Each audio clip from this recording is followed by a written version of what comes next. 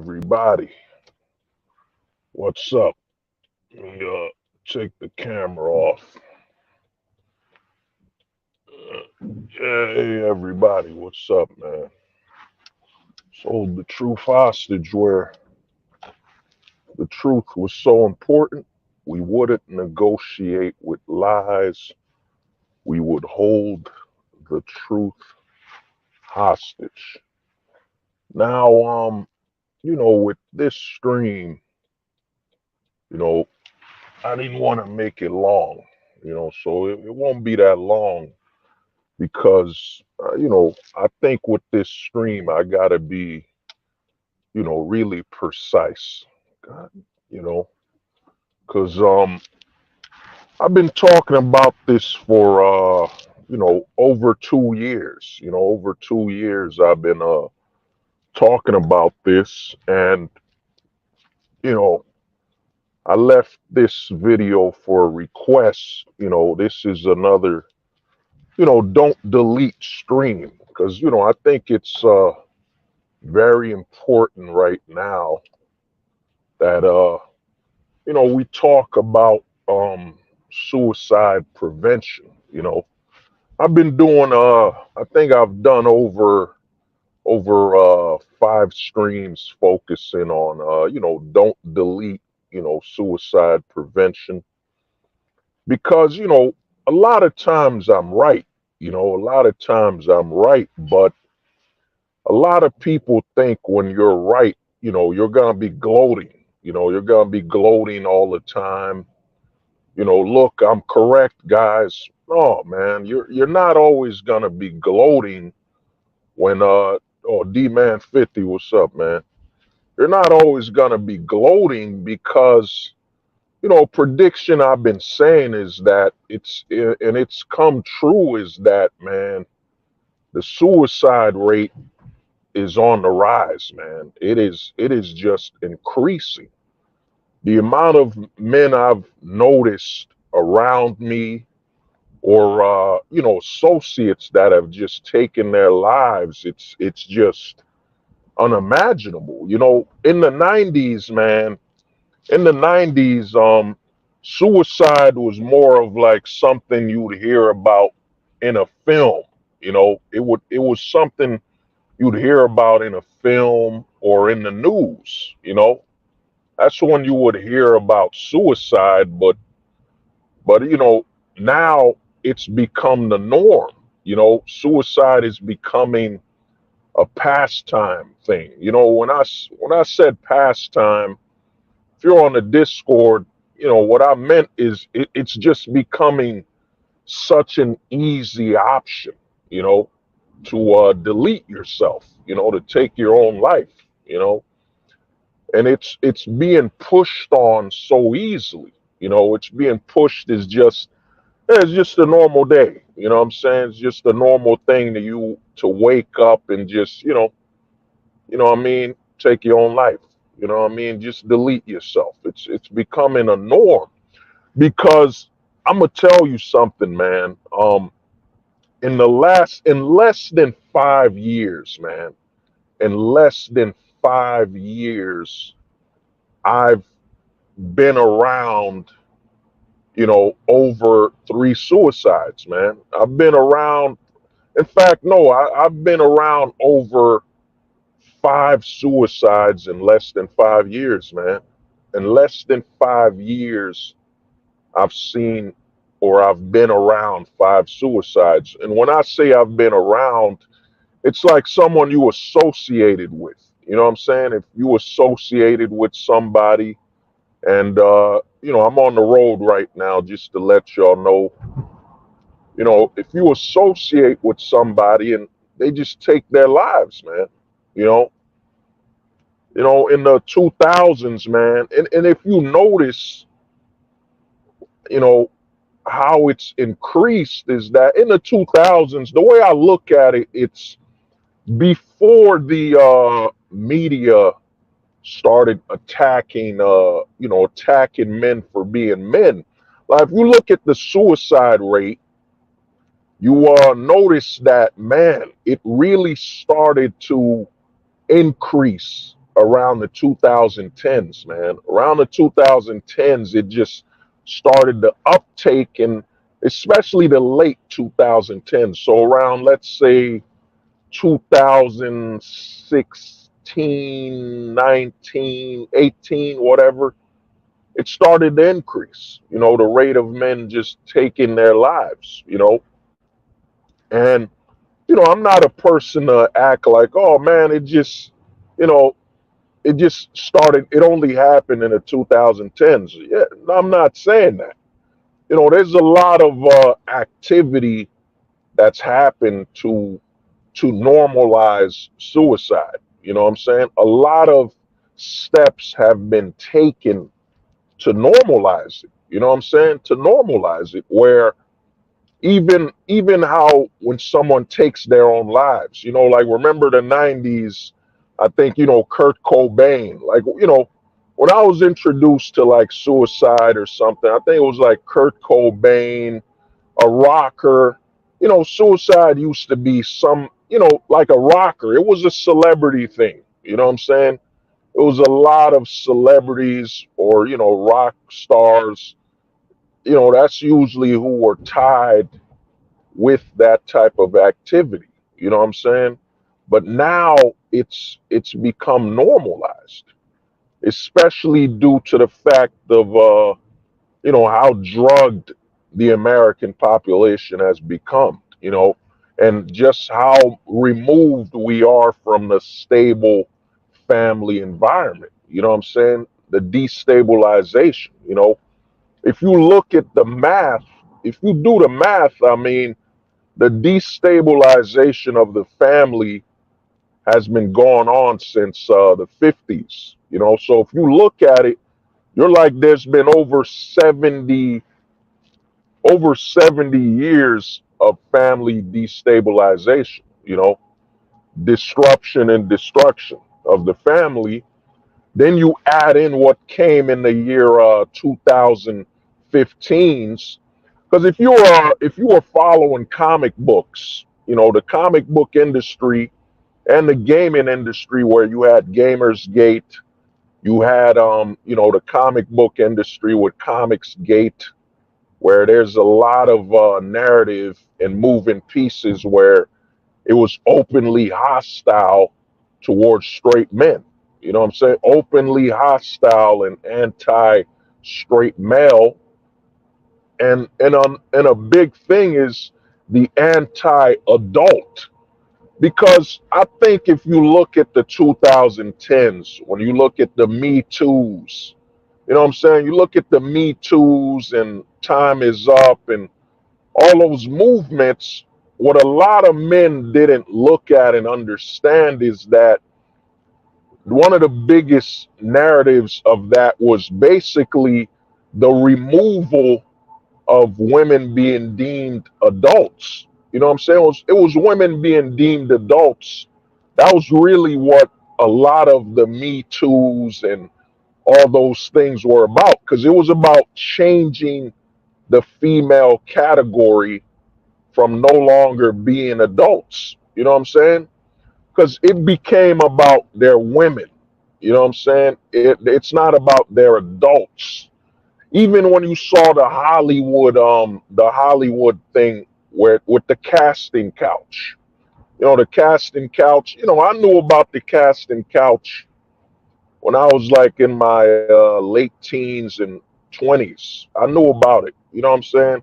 I knew about that old joke, man. You get her on the couch, and man, you gotta make her a star. You know what I'm saying? It used to be a joke they'd put in the films. You know what I mean? How did she become a star? Well, the casting couch, and she banged a couple dudes here and there, whatever, and now she's a star. You know, that used to be basically normal talk. It was normal. But what happened is a lot of men, and this is why I tell guys, man, you're not gonna get this information outside of the black pill, 4.0, where we're at now. It's black pill 4.0. You know what I'm saying? We're evolving. You won't get this type of narrative outside of a more evolved, refined perspective of the black pill. A lot of men didn't understand that the biggest movement that happened in the 2010s was the removal of labeling women as adults. You know what I'm saying? JP was good, man.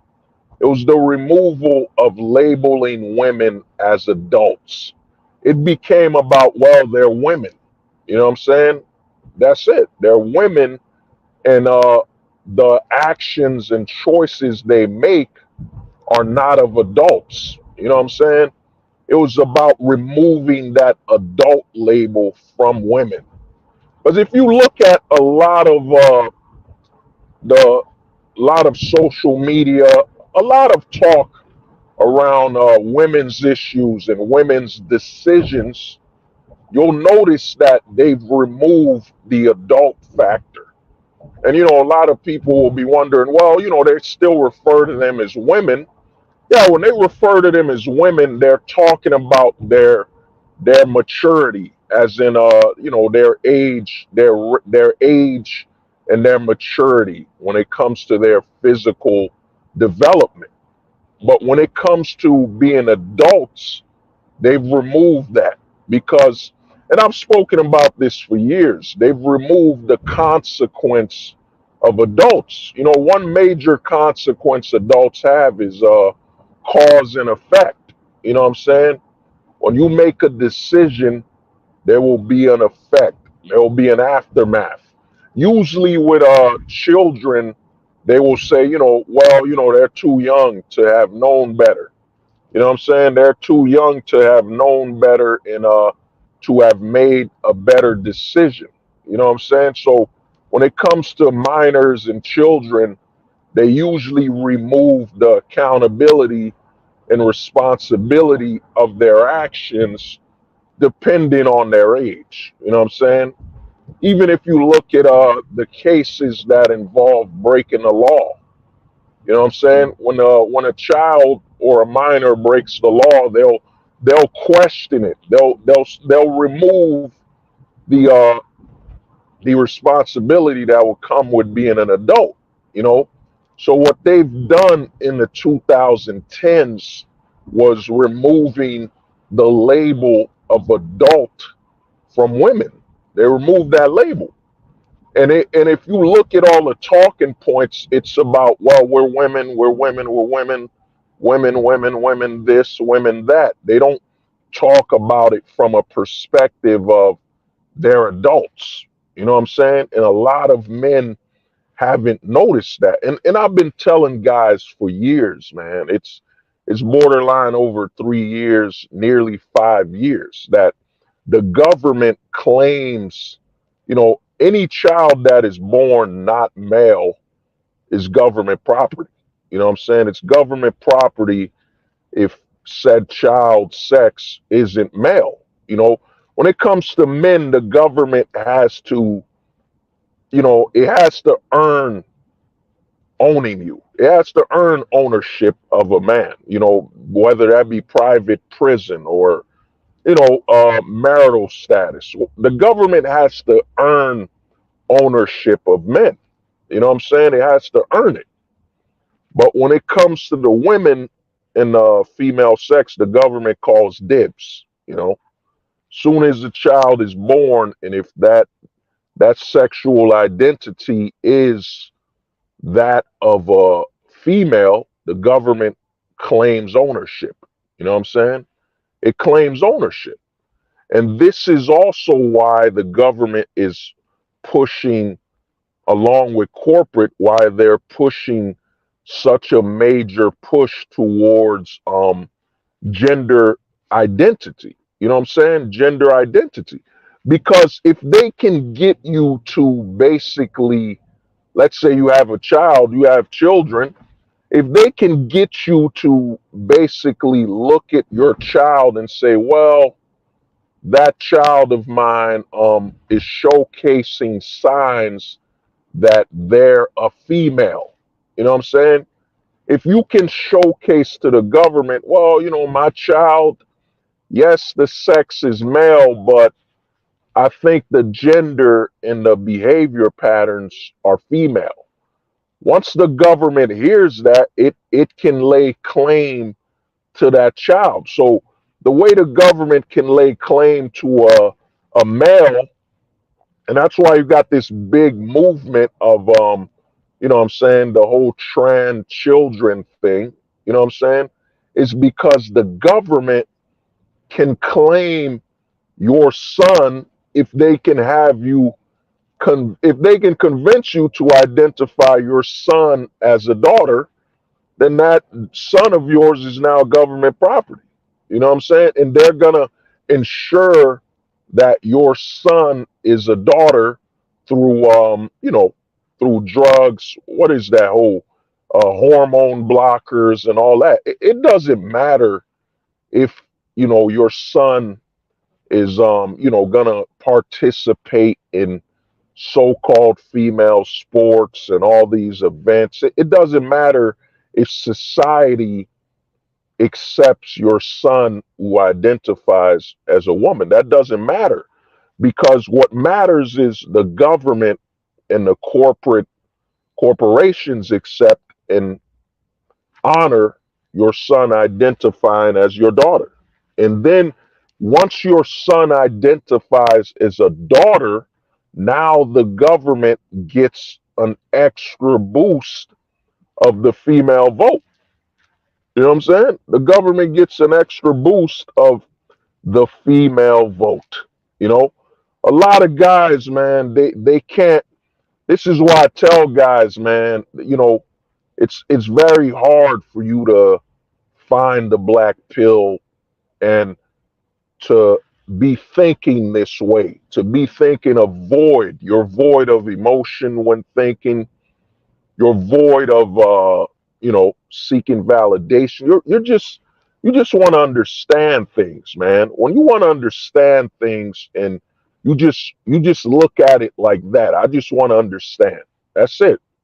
When your mind will open and a lot of things will start making sense. You know what I'm saying? So what happens is if they can get your son to identify as your daughter, now they have an artificial female vote. You know what I'm saying? An artificial female vote. So they just expanded the artificial female vote by having your son identify, by having you claim your son as a daughter. Now they just up the ranks in the female vote. And if you know about the female vote, a lot of that is tied to, and it's naturally tied to the government because, a woman's choice is based on, what men allow in you know, a governing body that men put in place, as it has always been. It's always been like this. You know what I'm saying? When it comes to a woman's choice is based on what the men legally allow. You know what I'm saying? Like if you look at the Middle Eastern countries, why aren't the women voting? You know what I'm saying? Why aren't the women voting in the Middle East? And less democratic, less modernized countries, because the men have stated, nah, man, we can't have the female vote here, you know, and deal with it. You know what I'm saying? When it comes to voting, it's men only, because the opposition can't be tied to the government. You know what I'm saying? Your rights can't be tied to the government, and you know what I'm saying? The government has interest in it, because a man can have his rights in the government, but as history has shown, a man can create rights in the government. You know what I'm saying? A man can create rights in the government. You know what I'm saying? So that's a major narrative right there. So a lot of what women are doing is based on what men allow and the laws men create. So you have this governing body where the government is literally trying to create, and it's succeeding, because the government is broken, the family structure is broken. You know what I'm saying? So when the family structure is broken, and then the very image of a man is broken. Because I've done a stream. I got to re-upload it because I remember it was striked on this channel. But I did a stream a while ago about bastards. You know what I'm saying? If a bastard had it better today versus back then when it came to manhood, as in a bastard from 1920 versus a bastard in the year 2020, who had it better when it came to still being and becoming a man. You know what I'm saying? It was the bastard from 1920, because if he survived all he was going through, there's a high chance he could still be a stable, functioning man, and then you don't have the pro victimhood. God damn, man. Shit, man. It's like these people want you to get in a, what is up with this? Damn, man. Fuck, dude. These people want a car accident, man. It's crazy. But like I was saying, man, it's the bastard of the 1920s had a better chance of becoming a man versus the bastard of the 2020s. You know what I'm saying? Literally 100 years apart, man. Think about that. 100 years ago, somebody's born a bastard. They see the image of a man, hard work, what I'm saying, strong, and not being pro victimhood and this and that. Of course, there was child labor issues. There was a lot of issues. But the bastard of today, he'll be lucky if he makes it into. Basically, he'll be lucky if he's able to be a 10-year-old boy.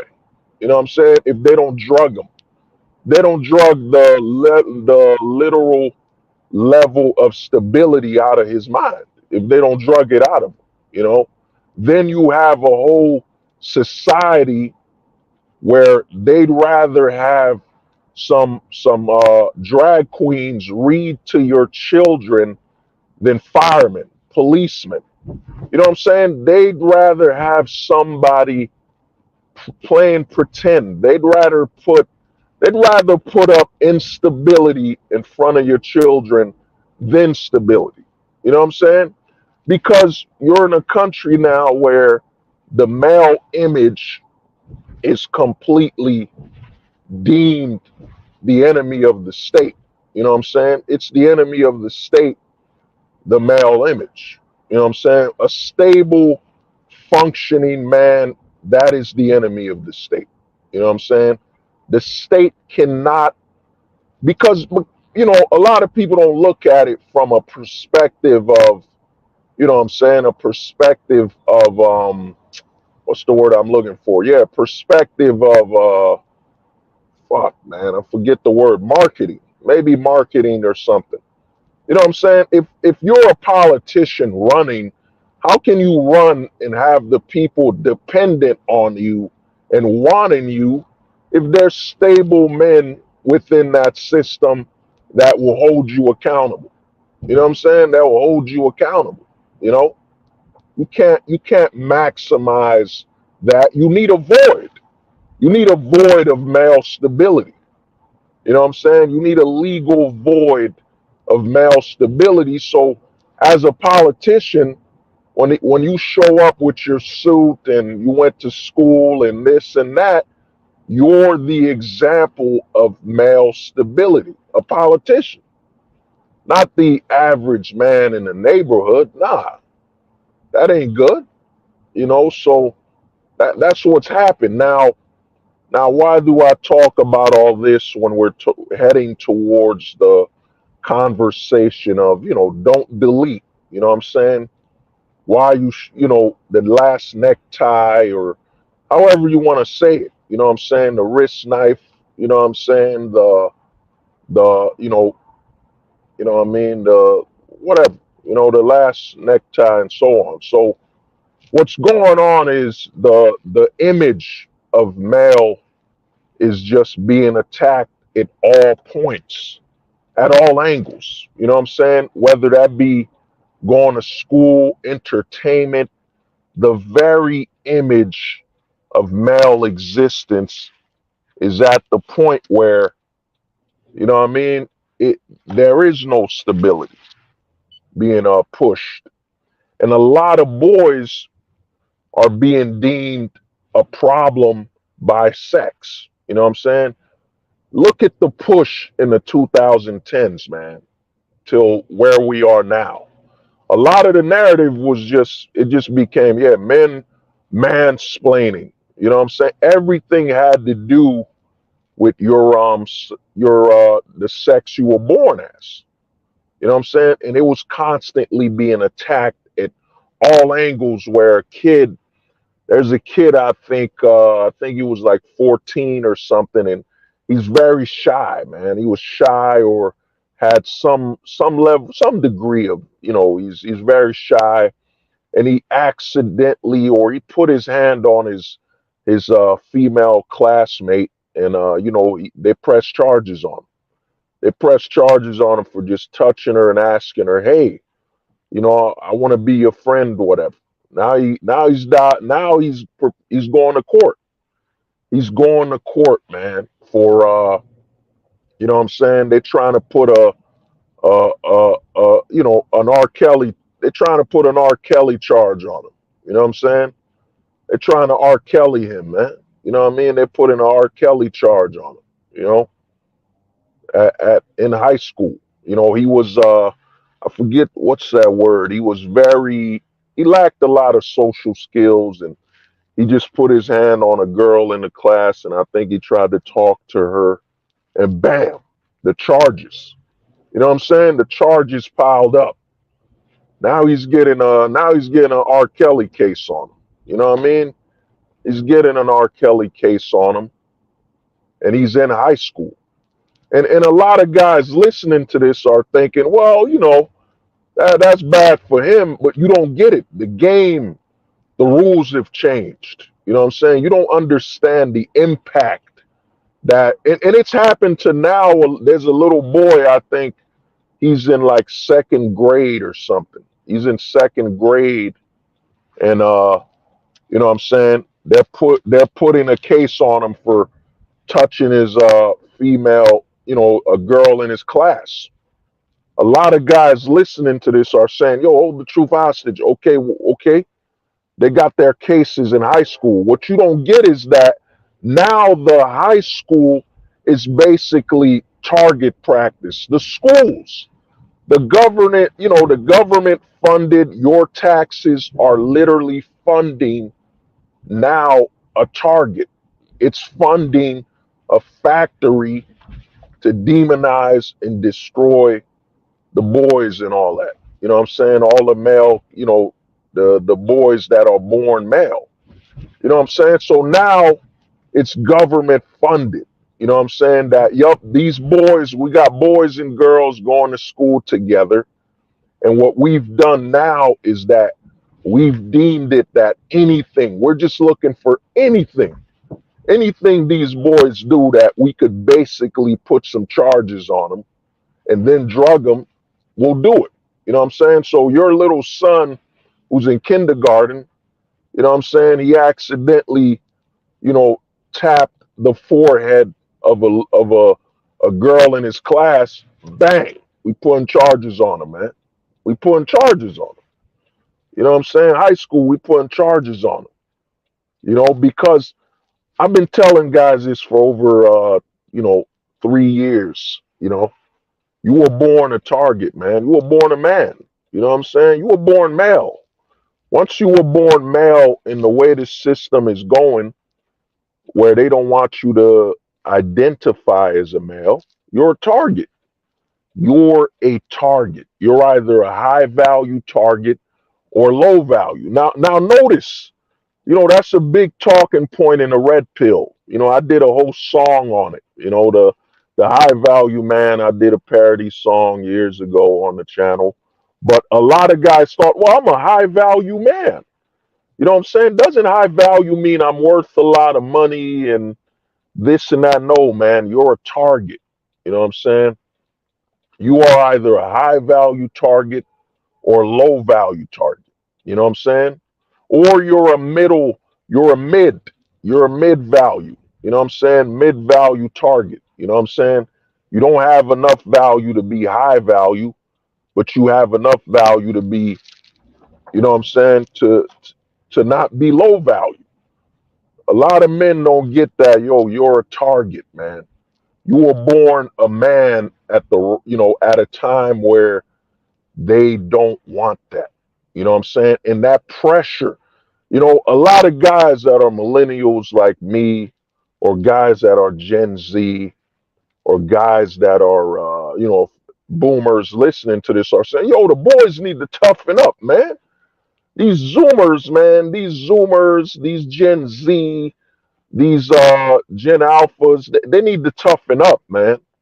You know what I'm saying? When I went to school, I wasn't a fucking pillow.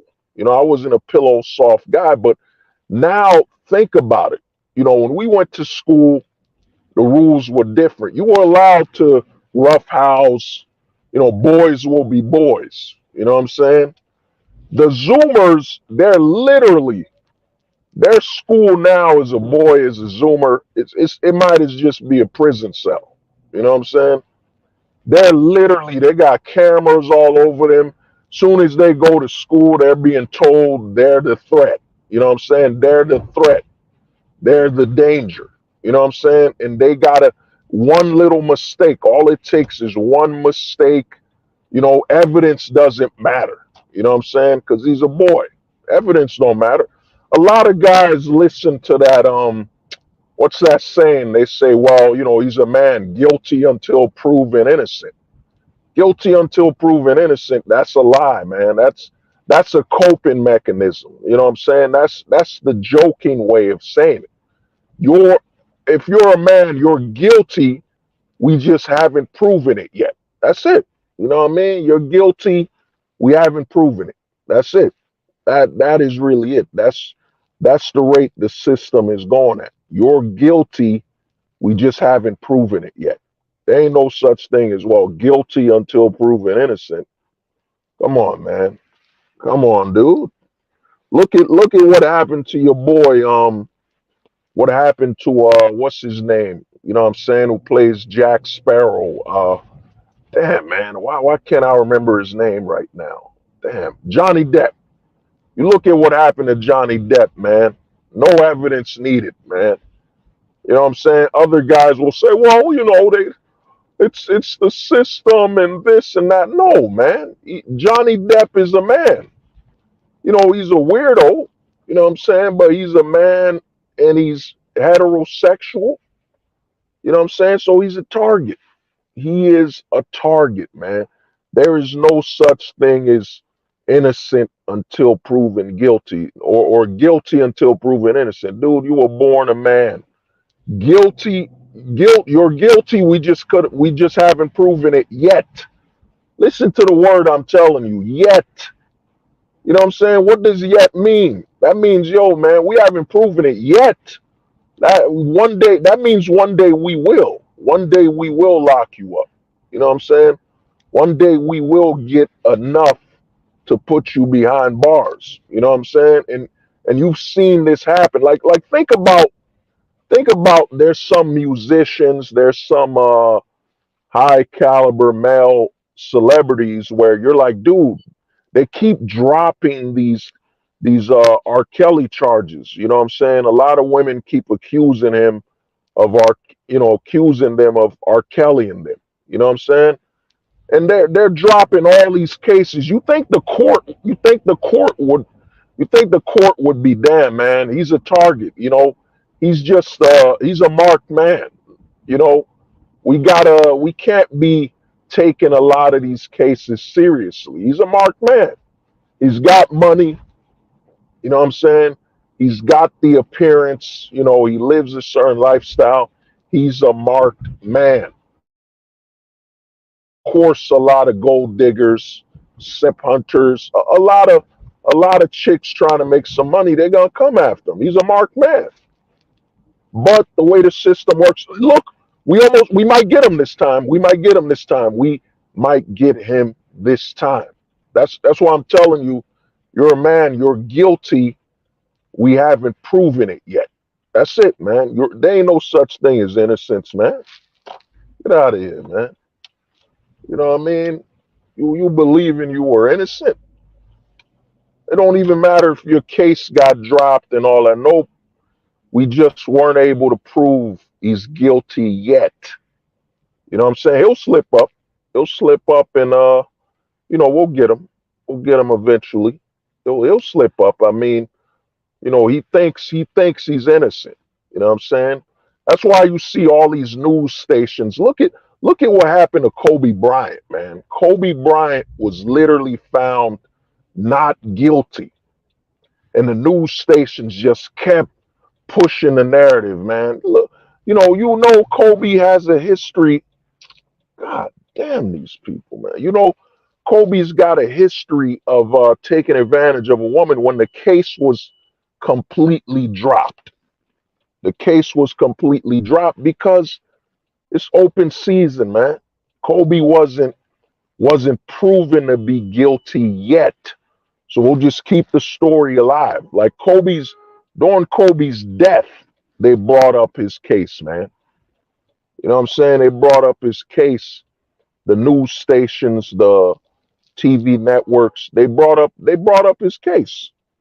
Even after that man died, they brought up his case because Kobe's guilty, man. He's guilty by being a man. So, you know what I'm saying? What apologies does the news stations need to have? What apologies does the anchor and ESPN need to have? Kobe is a man, so by virtue of being a man, he's guilty.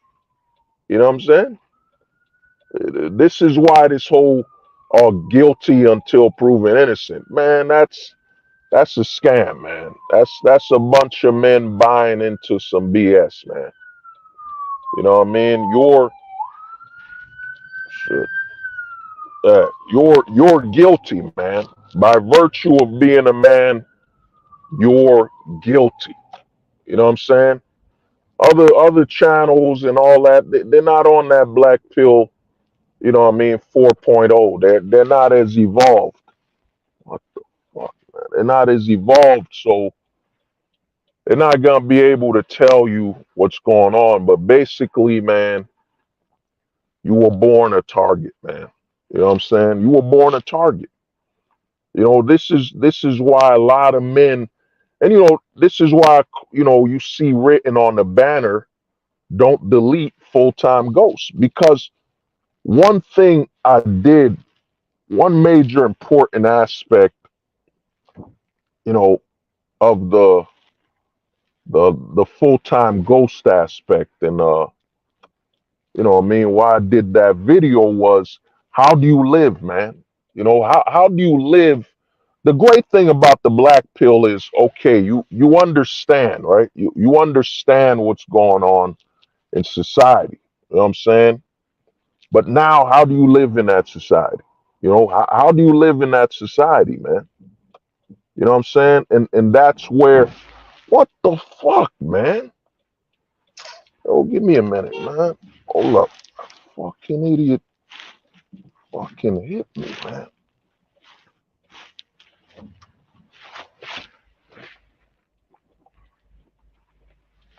Hold up. God damn, man. Motherfucker hit my car, man. Give me a second, man. Gotta see if the bastard gets away. Give me a second. Yeah. So the thing is, man, this is what happens, man. You know what I mean? The black pill is great for understanding society, understanding it, looking at it for what it is. But the narrative that, what I'm saying, the question now becomes, how do you live, man? How do you live in society? How do you live now that you're a target? You know what I'm saying? Now that you know the position you're in, you know, where you stand and all that. How do you live, man? And that's why you gotta detach yourself from the system. You know what I'm saying? That's why you gotta learn to full-time ghost, because at the end of the day, man, nothing's changing, man. Ain't nothing's changing, man. Fucking van got away, man. Bastard hit the car, tapped me. I gotta chase him. Yeah, yeah. So now, you know, the question for you becomes, how do you live, man? You know, because the narrative is, you gotta understand, and you being a straight male, man. You know, yeah, Kalala, I know, man.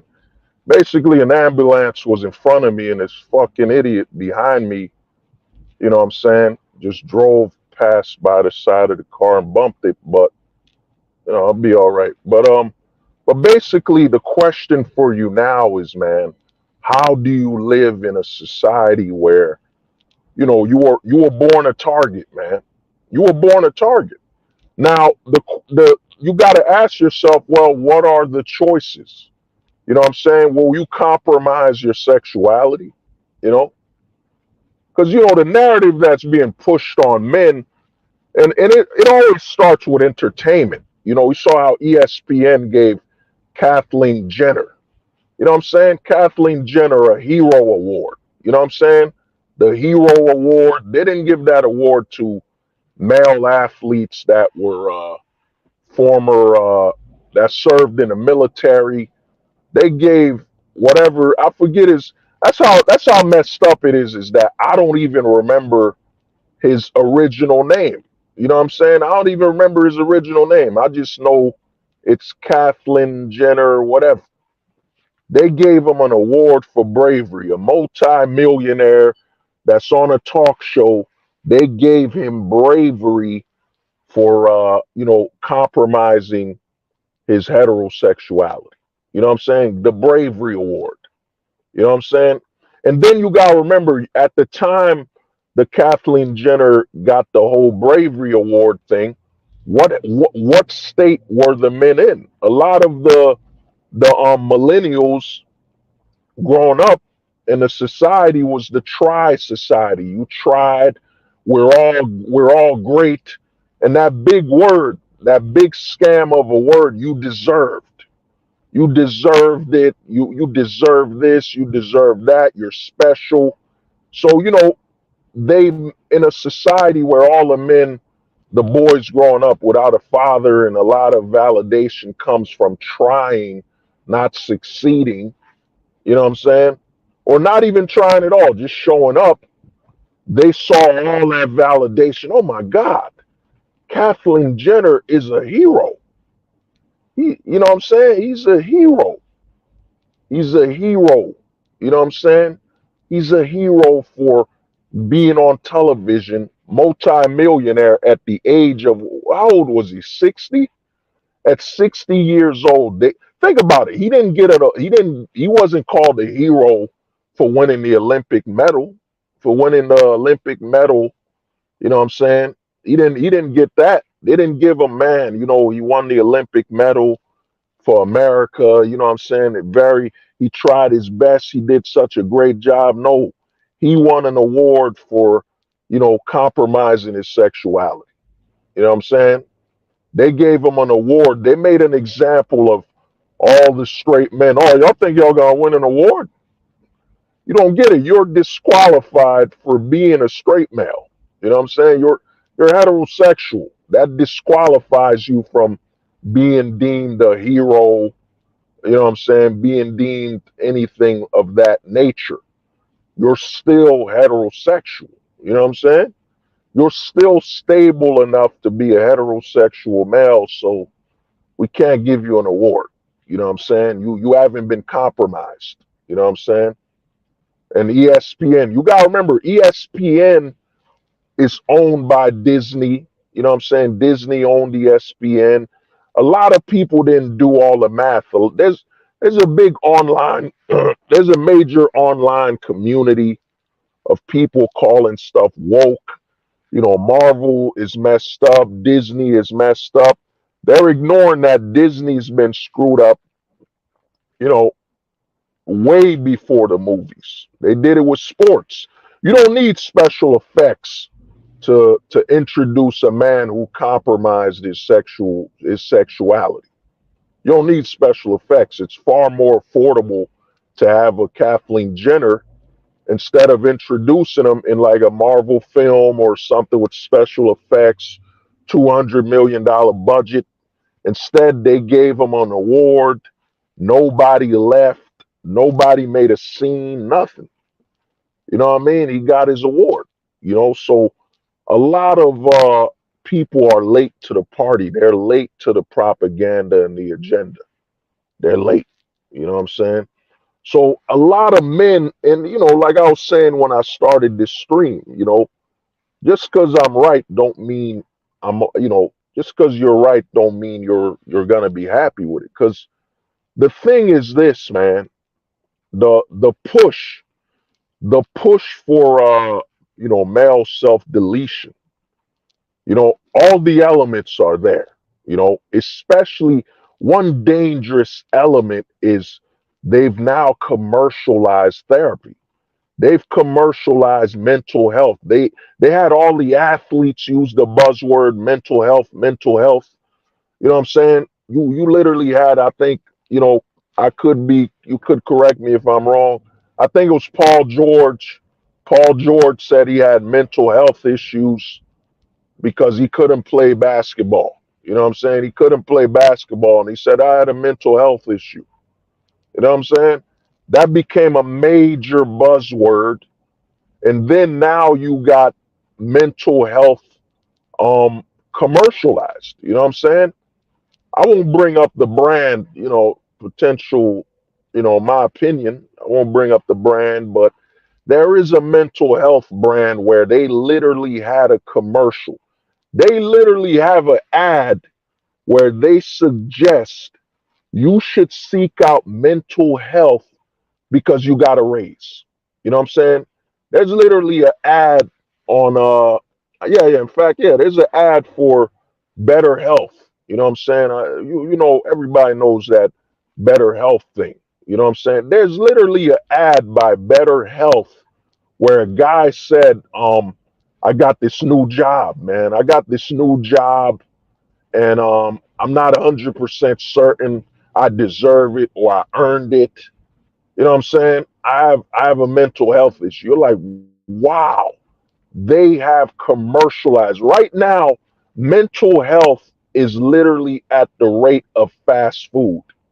It's at the rate of fast food right now, man. You can get your mental health served. Let me get a number 9. Let me get a number 9, man. You know what I'm saying? That means depression. Yeah, I got that number 9, that depression, man. Let me get a number 9. And you know what I'm saying? Give me a number 10. A number 10 is doubt. Yeah, let me get that number 10. I'm dealing with that number 10, and I'm dealing with that number 9. That depression. They've literally commercialized therapy. You know what I'm saying?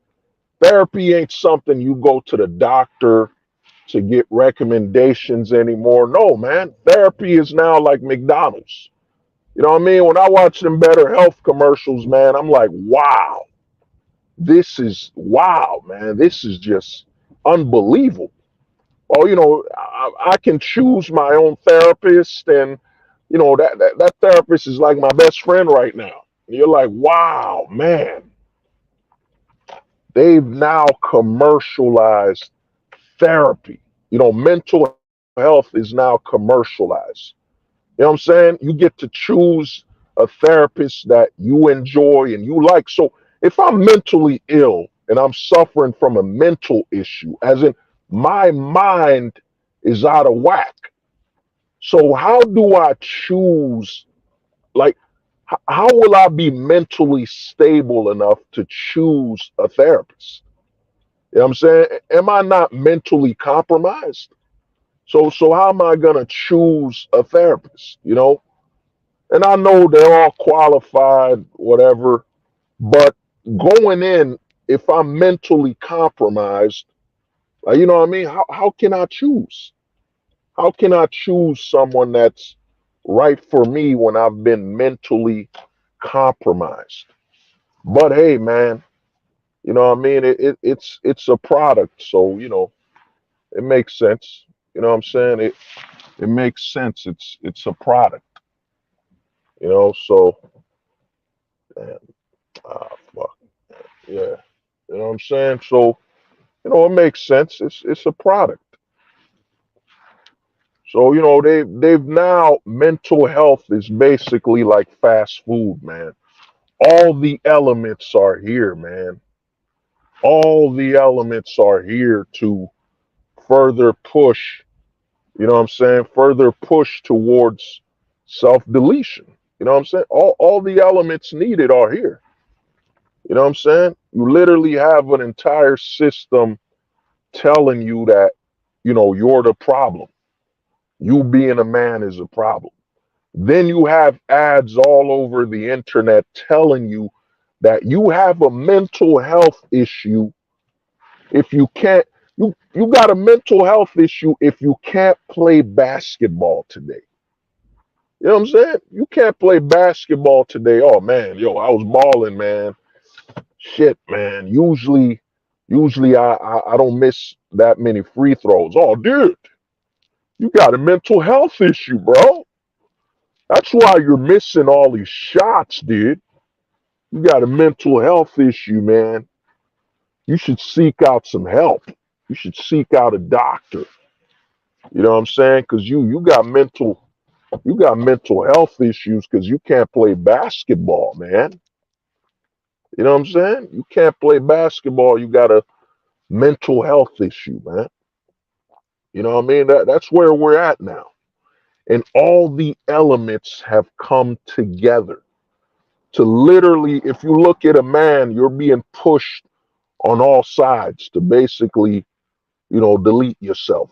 You know what I'm saying? Delete yourself because your toxic masculinity, meaning the very act of being a man is a toxin. You know what I'm saying? Then you got if you're Gen Alpha right now that's in school, you're literally walking around your school, you know what I'm saying, just like a minefield. You know what I'm saying? What will you say to get you expelled, to get you a court case? You know what I'm saying? What will you do? You know what I mean? It's like you got the mind define glass on you, man. What will you do to earn your way into the private prison system? You know what I'm saying? If you're 18, what will you do to earn your way as a minor into the what they call that, juvie? What will you do to earn your way to juvie, man? You know, so the boys going to school, their heads are down, man. They're in a state of submission. Keep your head down, man. You know what I'm saying? Keep your head down, dodge these minefields. You can't, and then you got to add in the fact that that boy's mind is developing. You know what I'm saying? He's trying to find his own stance on life and so on, but he can't. You know what I'm saying? He's going to school where the public school is constantly targeting him. You know what I'm saying? Pushing all this gender crap. You know what I'm saying? You're in a science class. It's insane. You're in a science or a biology class, and they're bringing up gender. You're like, dude, why am I in this school? You know what I'm saying? Why am I in biology and you're talking about gender? You know what I'm saying? Yo, you know what I mean? Why am I in history? And so they're being targeted at all fronts, man. This is why I've been telling guys, man. This is why I changed the channel to, mostly a full-time ghosting channel because the truth is, man, you know what I'm saying? The mathematical truth is you don't have a choice, man. You know, you have to unattach from this system, this society. I mean, not system, my apologies. I don't believe in that whole matrix BS, man. You know what I'm saying? That whole BS, nah. You gotta unattach yourself, man. The full-time ghost, is gonna be, it's your only choice. You know what I'm saying? It is your only option. You know, the way men are, with what men are dealing with today, with just how hyper. I mean, the White House had, think about it. The White House had all rainbow flags versus flags of, the, you know, other things. They had that. They didn't bring all flags that represented, all of, why didn't they just have the American flag? I mean, if this is supported and respected in America, you know what I'm saying? If we're all equal and all this stuff, then why do you have to go further and unlabel the Americans that don't practice heterosexuality? I mean, they're Americans, aren't they? You know what I'm saying? Don't their rights? Because a lot of people don't get the hustle and what's changing. It's no longer, you can't say, oh, equality. You can't say that. You know what I'm saying? That doesn't cover. You got to say equality and. In this store, all customers are treated equally and we're an ally. And you're like, yeah, but isn't that person who's an ally a customer as well? So you're saying that they're part of a whole different demographic in the country. So they're not even with all. You gotta include, you gotta cut it in half now, So a lot of the straight males growing up, growing up trying to exist. That's why I'm saying, man, we're gonna have to start giving guys like $5. We're gonna have to like just Cash App, Zelle. We're gonna have to give guys money. Like if somebody comes on this stream, like he's a Zoomer, he's like 18 years old, and he's telling you, yo, what's good, man? I like baddies, I like sexy women, man. You're gonna be like, yo, my man, what's your Cash App, man? I gotta send you some money because you normal. You normal, man. Let me Cash App you because I'm surprised you 18 in the year 2023 and you're normal. I'm gonna Cash App you like $5, dude. I'm gonna Zelle you like $5, man, because I am shocked that you're heterosexual. I'm shocked you're normal. You know what I'm saying? I'm shocked you're referring to women that you're interested in as being sexy and so on. I'm shocked. I'm in shock right now. So let me just send you $5, man. Let me send you Zelle, Cash App. How you want me to send you this money, man? Because you made my day, man. Because you're normal. You know what I'm saying? A Gen Alpha or Zoomer listening to this, like, oh shit, yo, we could get some money for being normal. Yeah, dude. Yeah. You know what I'm saying? We'll send you some money for being normal. You know what I mean? Because we millennials right here are in complete shock. You know what I'm saying? Gen Xers, we're in complete shock that you survived. You know what I'm saying? You made it. You're still normal. We're in complete shock right now, dude. You know what I'm saying? So let me Cash App you $5. Let me Zelle you a five. You know, because the thing is this, man. You know, the way I look at it with what men are facing today, man. You know what I'm saying? You're either you're you won't have a choice. You don't. You're either gonna for your own health, man. Your best choice is gonna be the, because I look at it, I look at the black pill and I look at the full-time ghosting, you know, and I'm looking at it, if someone wasn't introduced into this whole, pill spectrum, you know what I'm saying? If they're not involved in it at all, what would be the best choice for them? You know what I'm saying? What would be in their best interest? And I think right now the best choice you could give a man right now is tell him you got full time ghost, man. You have to. You know what I'm saying? You got to learn to unattach yourself because, yeah, the black pill's gonna tell him, you know what I'm saying, how to look at society and be honest. But if you're looking at things from a perspective of being removed and unattached, you're gonna get to that anyway. You know what I'm saying? The side effect of the Casper pill is you're gonna end up black pilled anyway. One thing they say, and they're absolutely correct. The black pill comes to collect. You know what I'm saying? It's just that the current state of the black pill and the fact that the black pill is very there's so much infiltration. You know what I'm saying? Infiltration by doomers, infiltration by the closet. You know what I'm saying? Infiltration by the gray pill, the dark gray pill. The black pill right now, man, there's just, you know what I'm saying?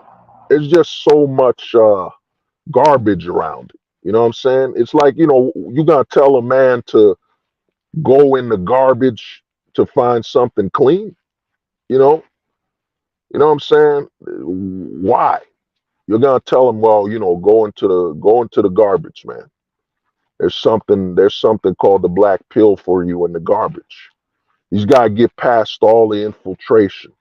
He's got to get past the gray pillars. He's got to get past the dark gray pillars. He's got to get past the closet. There's so much, you know, circling the black pill that, you know, in all honesty, I've been in the community for what is it, since 2020, I think, or late 2019, and when I look at it, I'm like, man, you can't recommend it no more, man. You can't. You know what I'm saying? You can't really recommend it because you got a man coming from the trauma of society. He's coming from the trauma of society and all these issues. And now you're going to tell him, yo, man, seek out the black pill. You know what I'm saying? It's going to be more work for him. Now he's got to work through all this garbage in the fucking dumpster to find the black pill. Yeah, yo, don't listen to these men that are telling you to you know what I'm saying, you need to get plastic surgery to keep a woman. Don't listen to this. Don't listen. There's too many don'ts in the black pill right now. You know what I'm saying? That's the side effect of infiltration. You know what I'm saying? A lot of guys think, oh man, we can have some infiltration, we can joke here and there. No, what happens is there's so much infiltration, there's so much dirt, there's so much mess around the black pill, which is supposed to be void of that. You know what I'm saying? That's not supposed to be allowed in that community. You know what I'm saying? Because if you think about the black pill now, you got to ask yourself, like, where can you truly send anyone to get black pilled, you know what I'm saying, information without a problematic situation? Like, where can you send them? You know what I'm saying? Where can you send them? You know what I mean? Even my own channel, I had, what is it? I did that whole stream. What was it? Yeah, the stream was social skills. You know what I mean? Social skills, not sex or something. You know what I mean? It was infiltrated, man. You had a whole infiltrator just you know what I'm saying, talking all this BS, man. The black pill, what's happened to it is, and I've told guys this, the black pill will always be, you know what I'm saying, it's anybody that was in the community that's evolved, you know, you're gonna be the source of content. But the problem I think that's happened with the black pill is that it's become so corrupt. There's so much poison around it. Why would you send somebody to a minefield? You know what I'm saying? Oh, you can watch this channel, or you can watch this stream, but don't watch the next five. You can watch his stuff from like 5 years ago. You can't watch his stuff from currently. You can watch his stuff only when this person is here, only when that person. There's too many. There's too many. You know, too much bureaucracy, too much warnings. You know what I'm saying? The black pill isn't. It isn't clear anymore. You know what I'm saying? It isn't void. it isn't void of all the problems. You know what I'm saying? The black pill, I've been telling guys this for over 2 years now. You know, I think the gray pill video is over 2 years old now. And I told guys, I sounded the alarm. I sounded the alarm and I said, yo, the black pill is infiltrated, man. It's going to be heavy infiltration. The gray pill is real. You know what I'm saying? The gray pill is real and the black pill has been infiltrated. Then the more I did, the more I learned and thought about it. There's the dark gray pill, there's the doomers. There's too much minds for you to navigate. So the black pill message, you know what I'm saying? It's become, you know, oversaturated with infiltration. You know what I'm saying? It's oversaturated with infiltration. You know what I mean? It's oversaturated with infiltration. So, you know, it's at the point where you can't really lead anybody, you know what I'm saying, into, well, yeah, the red pillars, Kalala. I mean, I told guys the red pillars were gonna go gray anyway. You can't, all that exposure, if a red pillar is exposed to the black pill, he will either, odds are he'll become gray. He'll become gray and or dark gray. It depends on his mental state. But odds are the majority of red pillars exposed to the black pill, they're gonna go gray. They're gonna look for ways the black pill information can help them succeed as a red pillar. When the red pill isn't enough to succeed as a red pillar, you're gonna take the black pill and you know, all this exposure is gonna turn you gray where you're like, you know what, the red pill didn't have enough information, so I couldn't succeed as a red pillar. I need some black pill awareness, some black pill knowledge, so I can position myself to succeed as a red pillar, and you become gray. You know what I'm saying? The gray pill. You know what I mean? The gray pill is a red pillar acquiring black pill knowledge and black pill information, and he's still pursuing the dream and the goal of the red pill. You know what I'm saying? You know, the idealism is still there. You couldn't accept that the black pill, you gotta abandon idealism. The black pill is strictly about understanding how things work. It's about understanding. That's it. Oh, so that's how it works. All right, cool. I get it. You know, and I move on. But what's happened with the black pill is that, man, you know, this is why, you know, I did a video years ago called the pill kit. You know, I did the pill kit and you know, then I realized that, yeah, man, I'm gonna have to focus on the Casper pill. I'm gonna have to focus on full-time ghosting because it hasn't been, you know, it ain't infiltrated and the rules are so simple. You know, the full-time ghosting is like the 10 commandments. You know what I mean? Once you tell somebody zero attachments, you know what I'm saying? You can't have any attachments when making decisions. You got to operate from a point of zero. You know what I'm saying? It becomes very hard for anybody to infiltrate that because as soon as they start showing attachment, you're like, yeah, I see, yeah, he's reverting. You know what I'm saying? He's part-time ghosting. He can't do it full-time. You know what I'm saying? He's getting married to what? He's getting married when? You know what I'm saying? He's importing a girl. He's importing them to get married. You know what I mean? Part timing. You know what I mean? Anybody could part time ghost. That's nothing. You know what I mean? That's what the average normal person is doing. Oh, I've ghosted this. I ghosted that. I ghosted my date. Yeah, that's part time. And you anybody could part time ghost. That's normal. That's the average person. Yeah, yeah. You know what I'm saying? You're avoiding certain things, but the black pill, man, the level of infiltration, it's oversaturated. You know, it's at the point where, man, you know, what can you watch? You know, what can you tell somebody to watch? You know what I'm saying? There's black pillars that started over 5 years ago that were telling men, yo, you got to get plastic surgery, you got to get bone lengthening surgery to keep a woman domestically. You know what I'm saying? To keep her in this country where the laws are literally designed to destroy that relationship as soon as it's established.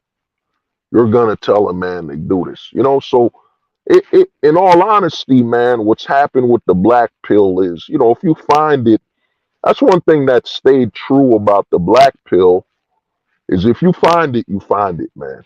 You know what I'm saying? It can't be recommended. You can't really tell somebody, or I'm a black pill somebody. Yo, there ain't no forcing a black pill on nobody, man. They gotta find it and they gotta navigate it and you know, figure out whether it's even the black pill to begin with. You know what I'm saying? But the full time ghosting, it's very simple, man. You're telling people, man, you gotta become unattached. You can't be looking for anything in this system besides your job and your money, and you know, looking at absolute stability. You gotta have full control. This is why when you're seeking absolutes, it's going to be a lot harder for you to fall into a lot of the scams, you know, the white picket fence and all that, because you're not looking at things from an attachment to dreams. You're looking at strictly profit. Yo, I'll buy a house if it makes me money. You know what I'm saying? If it makes me money, word, cool, makes me money. But I'm not gonna buy one because, oh, I lived in this neighborhood, I grew up here, and you know, I'm gonna stay here when all the laws are still the same, things haven't been fully changed. You know what I mean? You're gonna be attached and you're setting yourself up. And one thing I've learned after Conan 19, you know, Conan 19 has taught a lot of men, man. It's taught a lot of men, yeah, that stability thing, you think the system's gonna provide you. Oh no, it won't. The system will provide you a $600 stimulus check, you know, once every 2 to 3 months to survive. You know what I'm saying? It might be 600, it might be 1200. You know, that's gonna be your stimulus check. That's how the government cares about you. Yeah, you know, it's $600. Make that last for the next 2 months. You know what I'm saying? 'Cause you're still being quarantined. You still can't go outside. You know what I'm saying? Make that last. You know, you're an American. You know what I'm saying? You're a survivor. You know what I'm saying? Here's $600. Oh, the banks and you know, the airports need to be saved. Oh, here's a couple billion. It's some billions of dollars to the bank and to the airports. Here's $1 billion. You, the American citizen, yo, it's $600, man. Live off that, dog. You know what I'm saying? You could buy some cat food. You could buy some dog food. Some, you know what I'm saying? You know, remember, everything made for animals has to be, at least for dogs and so on, it's got to be consumable by people. So you can eat cat food, you can eat dog food. So, you know, that's $600. You might as buy yourself a whole bag of kibbles and bits, man. You know what I'm saying? Make that last, man. You'll survive. You'll live. You know, you'll live off that $600 for the next 2 months. Buy some dog food. You know what I'm saying? Look at your dog when your dog is chewing on that bone. Yo, buy yourself some dog food, man. You know what I'm saying? Buy yourself some dog food and you'll be all right. This is what attachment gets you, man. You know what I'm saying? You only got to be, the only thing you got to be attached to is, you know, your survival and, you know, your ability to be mobile. You know what I'm saying? To be mobile and your freedom. That's it, man. All the idealism and all that BS, you got to throw that away. You can't be attached to that BS that we're gonna return, we're gonna bring back this and that. Yo, get that out of here, man. Get that out of here, dude. You know what I'm saying? Your country, you know what I mean? You know, love America. You know, America is the land of great opportunity, man. You know, the ideal, what America represents and the opportunity when it comes to making money, when it comes to profit, you know what I'm saying? the opportunities are limitless. For God's sakes, they're selling mental health. You know what I'm saying? They're hustling mental health right now, man.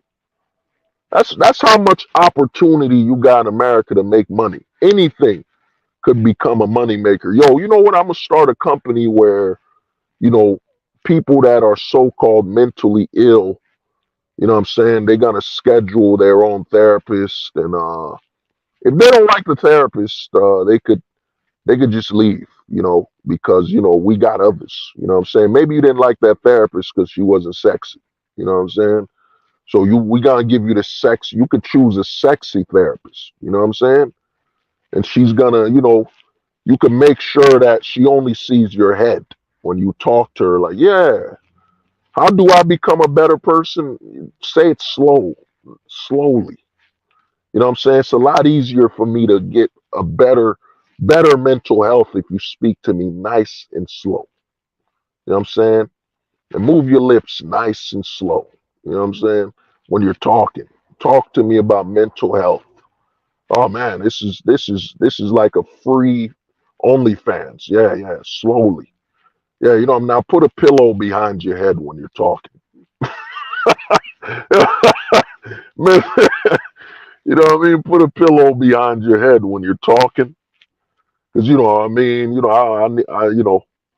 what I mean? Because it's about to get mental. You know what I'm saying? Sensually, mental health. It's really helping me speak slowly. You know what I'm saying? While we're on the camera. It's gonna really help my mental health. Yeah, now now put some lipsticks on. Yeah, put some lipstick on. I just can't focus on the information you're giving me when your lips are just there's no lipstick. You know what I'm saying? So put some lipstick on. It really helps me. The red of your lips, it's a lot easier for me to focus on with my eyes. So when you're talking, make sure you got some lipstick on. Oh yeah, yeah. In fact, unbraid your hair. I don't like the confinement. You know what I'm saying? I feel confined. Like, you got your hair braided, you got your hair in a bun. It's giving me anxiety. It's giving me anxiety, because your hair being braided in a bun, it's like you're promoting you know what I'm saying? You're promoting like being imprisoned or something like that. So unbraid your hair. You know what I'm saying? Yeah, I don't like button ups. Wear like a tight shirt or something like that, or expose your blouse because you wearing a suit. It reminds me of work. It reminds me of work.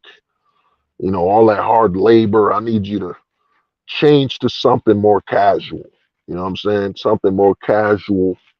You know what? In fact, put on a white shirt. You know what I'm saying? And then throw some water on that white shirt.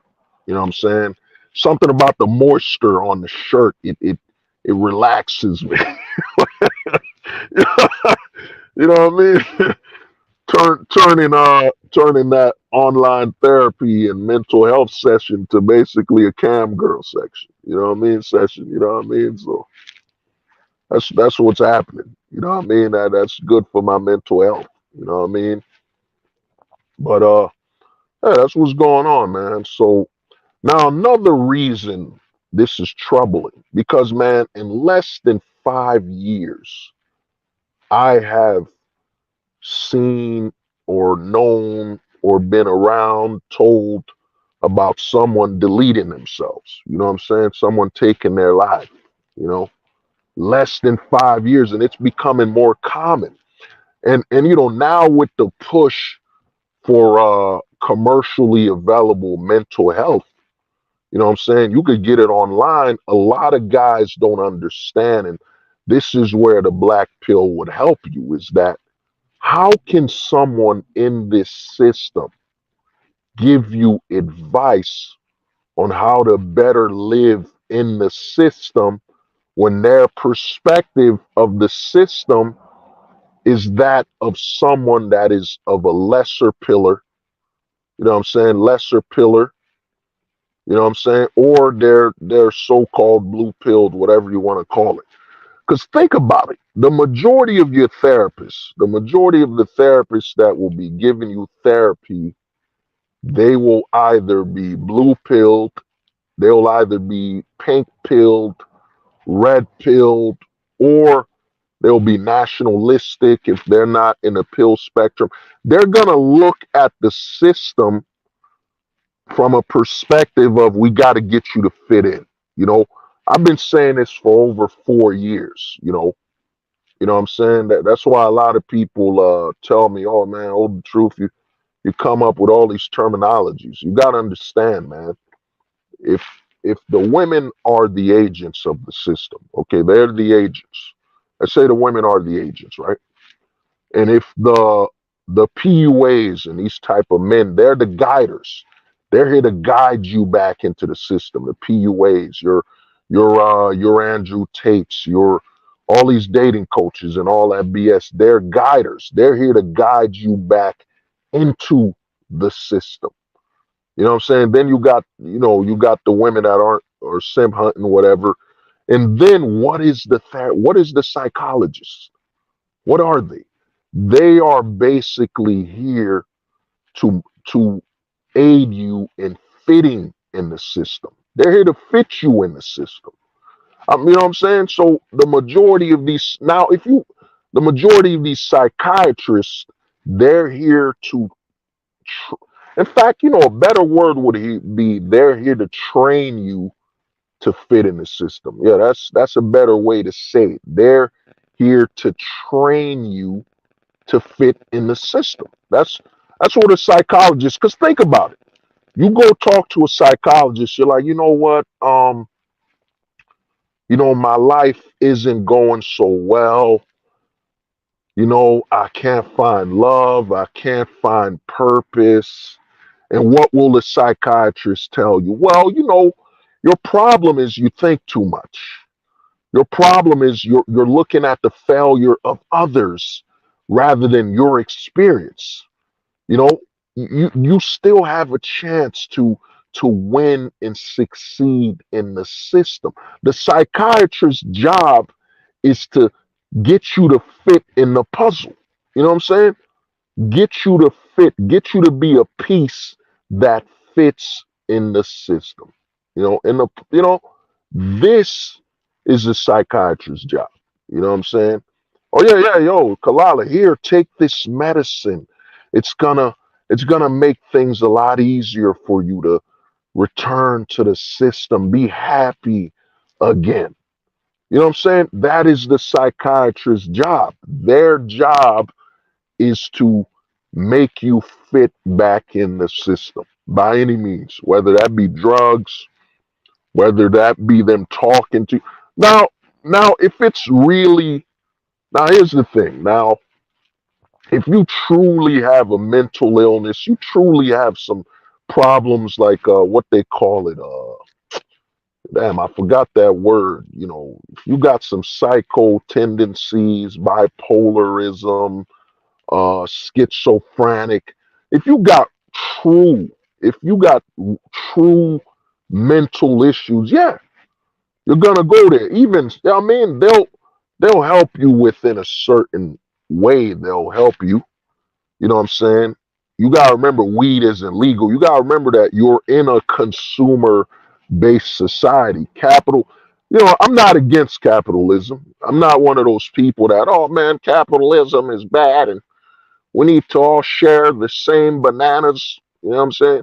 We all need to share a ranch with our, you know what I'm saying? Your wife should experience my ranch and my wife can experience your ranch. We should all share our ranch dressing. You know what I'm saying? I'm not into the socialist crap and all that other stuff. The problem with capitalism becomes when that capitalism is so infused with consumerism that everything's for sale. Everything's for sale, man. There is no morality. There is no rules or limitations. Everything's for sale. Think about that. I can't say the word, but remember that narrative that was being put out that, in fact, I can't say it. You know what I mean? That's something with YouTube, whatever. In fact, I'll quote it. They would say offsprings. Offsprings have some type of if you put them in a state of stress, the offspring, they give off this thing that starts off with that ends with chrome. They give you chrome. You know what I'm saying? You know what I mean? They give off this ageno, a geno Google Chrome. You know what I'm saying? A geno Google Chrome. You know what I mean? They give off some ageno Google Chrome. You know what I mean? Think about that. That's for sale. That's for sale. You know what I'm saying? Putting an offspring to the point where they're so terrified they give off a Geno Google Chrome. You know what I'm saying? A Geno Google Chrome. You know what I mean? To put a child in that level of fear that they give off a Geno Google Chrome. You know what I'm saying? Everything's for sale, man. You know what I'm saying? Even shout out to the homie Ojit. Shout out to the homie Ojit who told me, yo, there's a lot of legals when they come to this country. You know what I'm saying? Oh, the homie, yeah. Yeah, my brother Kalala. That's a better terminology. Android, nah, and yeah, Andrino, yeah, I think they would get confused with the Android. But yeah. Yeah, I mean, Andrino Google Chrome. You know what I'm saying? So the homie Ojit told me there's a lot of illegals when they come in. It looks like they're coming with their children, but really those aren't their kids, man. Those are not their kids, and it's basically they're using the illegals as basically a way to sell and hustle. You know what I'm saying? Hustle, you know what I mean, children. You know what I mean? He said a lot of children come across the border and disappear. You know what I'm saying? So you got to look at it as they're using the illegals as literally livestock to get their fix. You know what I'm saying? To get their fix. Think about it. And here's the crazy thing is that the government just, I think a couple months ago, issued that any person that's illegal coming across the border or caught over the border, they have to get a DNA test. As though the government's going to be able to afford all that stuff, all these DNA tests. You know what I'm saying? It's basically saying, look, we're trying to do something about it. So you're telling me, DNA testing has been available since the 90s or whenever. It's been available for over 20 years. Now you're saying at the border, well, now we test for them. We ask them, prove that's your son, prove that's your daughter, prove that's your nephew, prove with a DNA test. Look, we're trying to do something about it. So don't worry. Now they won't be bringing us livestock. You know what I mean? Yo, you know what I mean? They won't bring us livestock anymore. But, to get back to what I was saying is that the capitalistic society we're in, it's consumed by consumerism. You know what I'm saying? Consumerism is above all. Everything is for sale. You know what I'm saying? Everything. You know what I mean? Throw morals. You know what I'm saying? Morals. Peasant. Morals? How dare you? Only a peasant would think about morality. You know what I'm saying? Only a peasant. No, sell. Everything's for sale. Everything. You know what I mean? Everything's for sale. You know what I mean? That's the problem. But to get back, why you will delete, why the deletion rate will increase is that they're advertising all these so-called psychiatrist stuff. When, like I told you, the psychiatrist is here to train you to fit in the system. They're trainers. You know what I'm saying?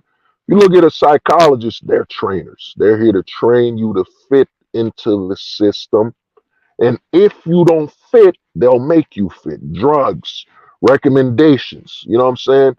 medicate you. They will make you fit in that puzzle, man. You will fit in the system one way or another because you volunteered to make them your what's that word? An adult.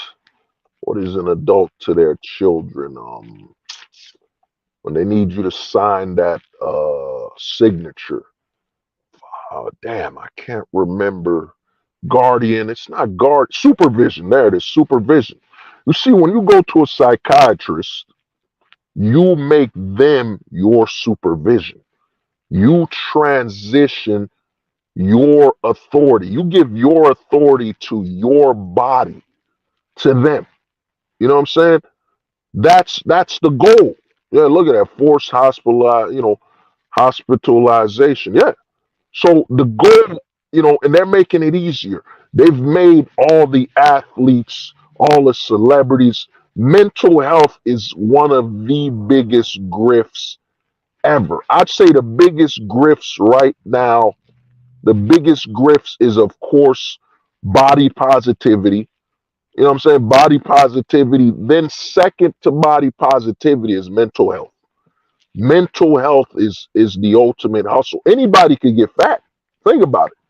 It don't matter your religion. You know what I'm saying? Anybody could eat French fries. It don't matter if you're religious, not religious. Anybody can eat French fries. You know what I'm saying? Anybody can have mental health issues, man. It's open season. Anybody.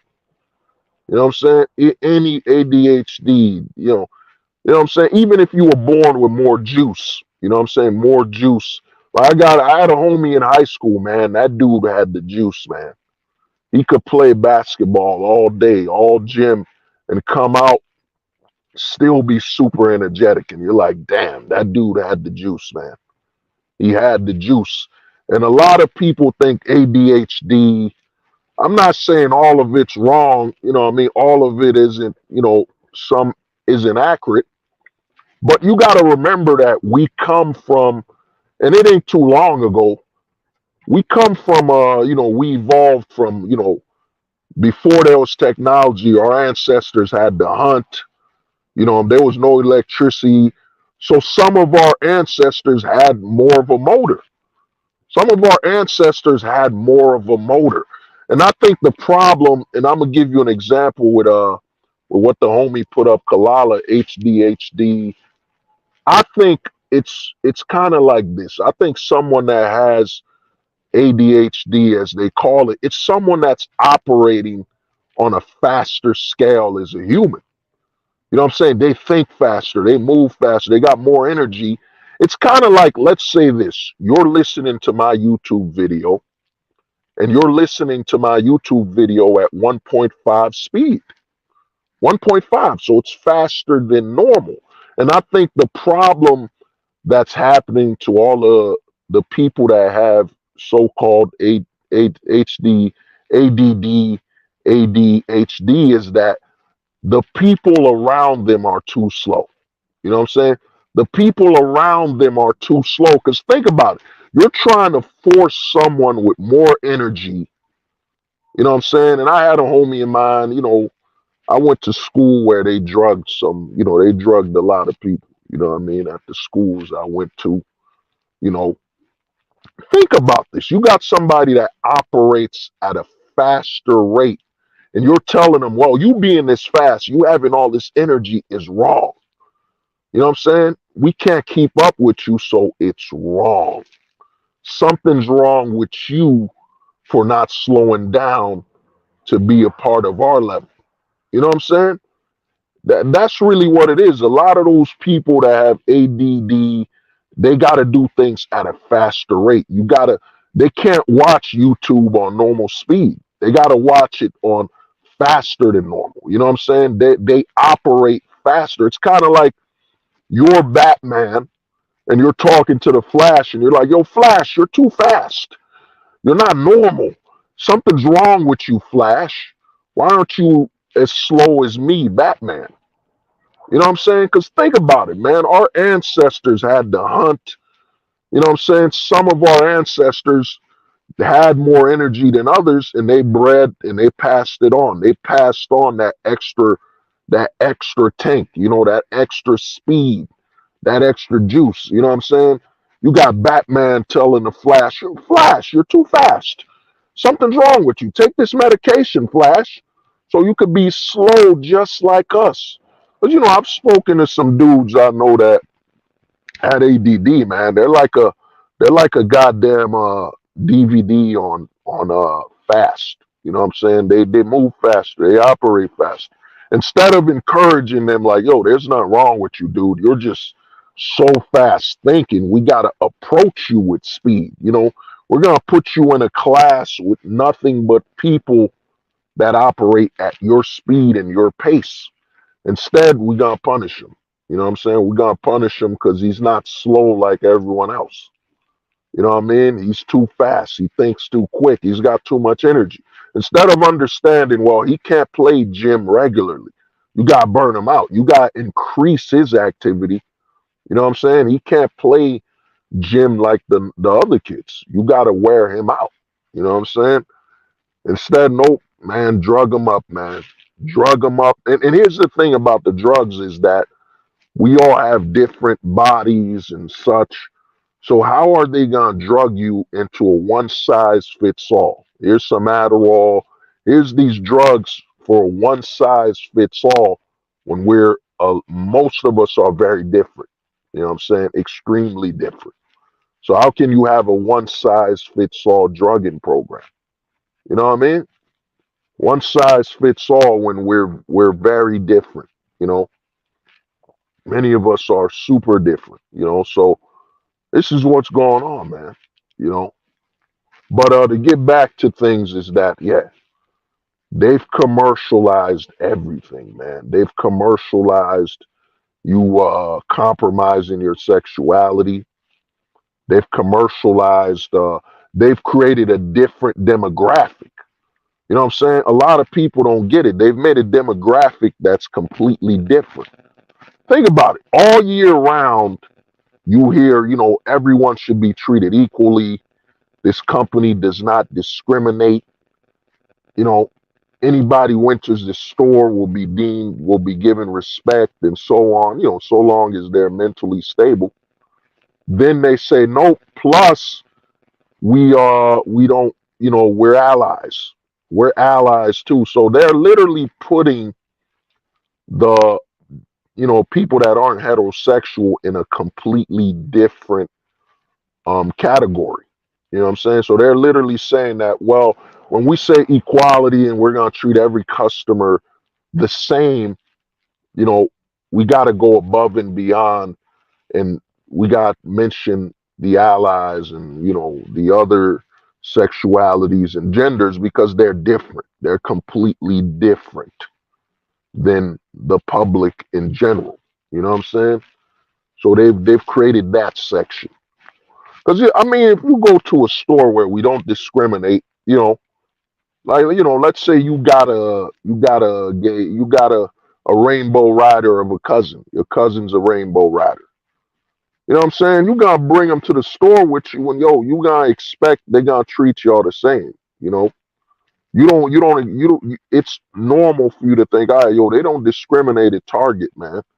My rainbow rider cousin is visiting me. You know what I'm saying? I don't expect them to bring out some freaking torches and pitchforks because my rainbow rider cousin, wants me to drive him to Target. You know what I'm saying? Since they don't discriminate on anybody, but they gotta also put, well, not only don't we discriminate against everybody, but we also accept these type of people as well, rainbow riders. We accept them as well. So they put them in a different category from all people. You know what I'm saying?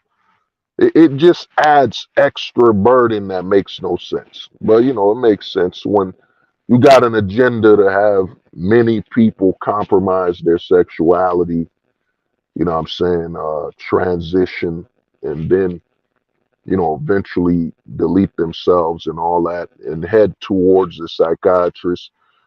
Create a good farm. Think about the farm. Think about the feeder system. You promote that, you confuse them when they're young, about sexuality versus gender. They get confused at a very young age. The parents, who are horrific, whatever, change their sex. They become completely delusional and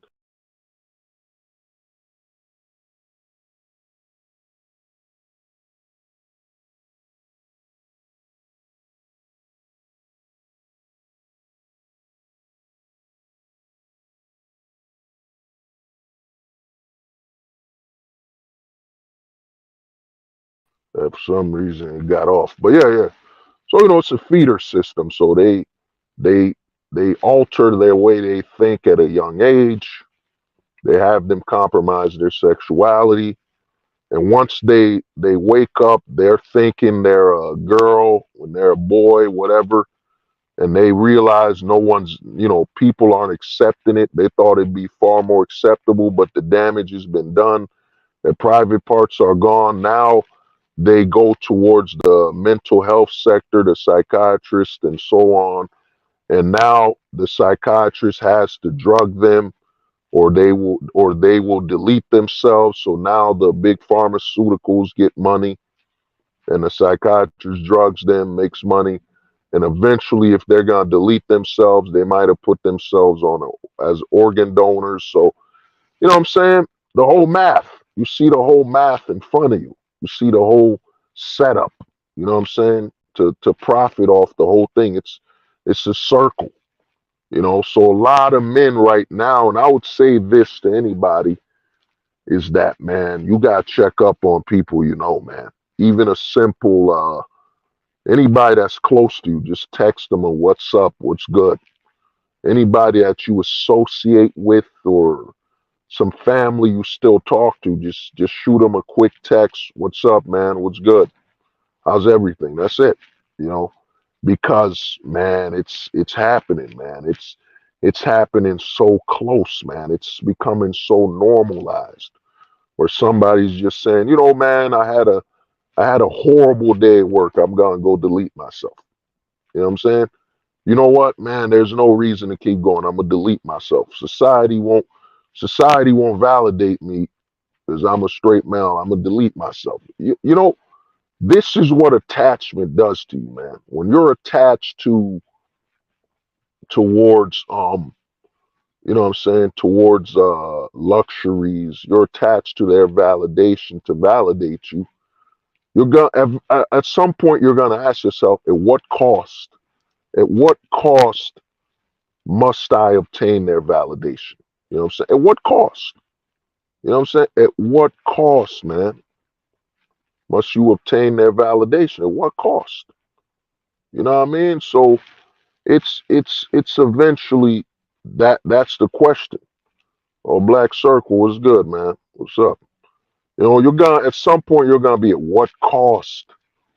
At what cost? You're gonna compromise your sexuality. What will you do for their validation, man? To validate you. Because I did a stream of video way back, existence over purpose.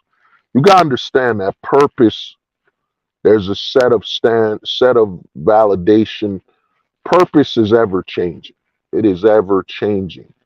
One of the biggest success rates of consumerism is that they've convinced a mass majority of people to ignore their existence in the pursuit of purpose.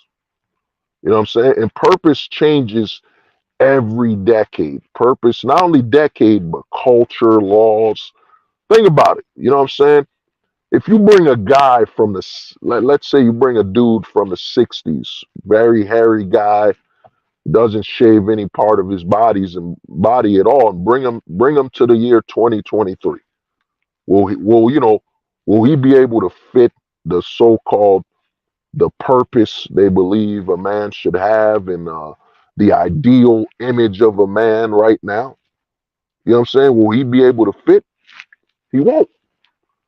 You know what I'm saying? One thing hasn't changed, man: your existence. The most important thing is your existence. All this happiness, sad, you always got to be happy. Why? Why I always got to be happy, man? Why can't I just exist? Where I'm in a state of existence and I'm not calm, I'm not sad. I'm just here, man. Just here doing me. You know what I'm saying? Just and why don't you want me to experience anger? Why don't you want me to experience sadness like that? That's part of being a human. You know what I'm saying? These different levels of emotion. Oh, I get it. You only want me to experience happiness, being docile.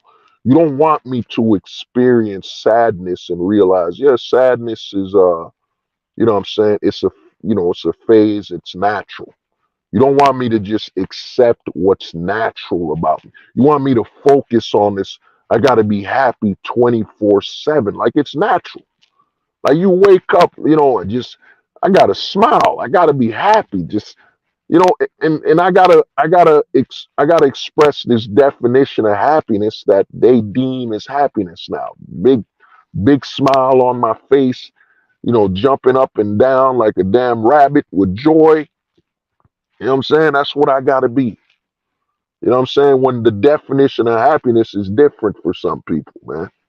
You know what I'm saying? Some of us are different. A lot of us are different, you know? But I get it. You're basically pushing me to not being human. You know what I'm saying? You want me to be an unnatural.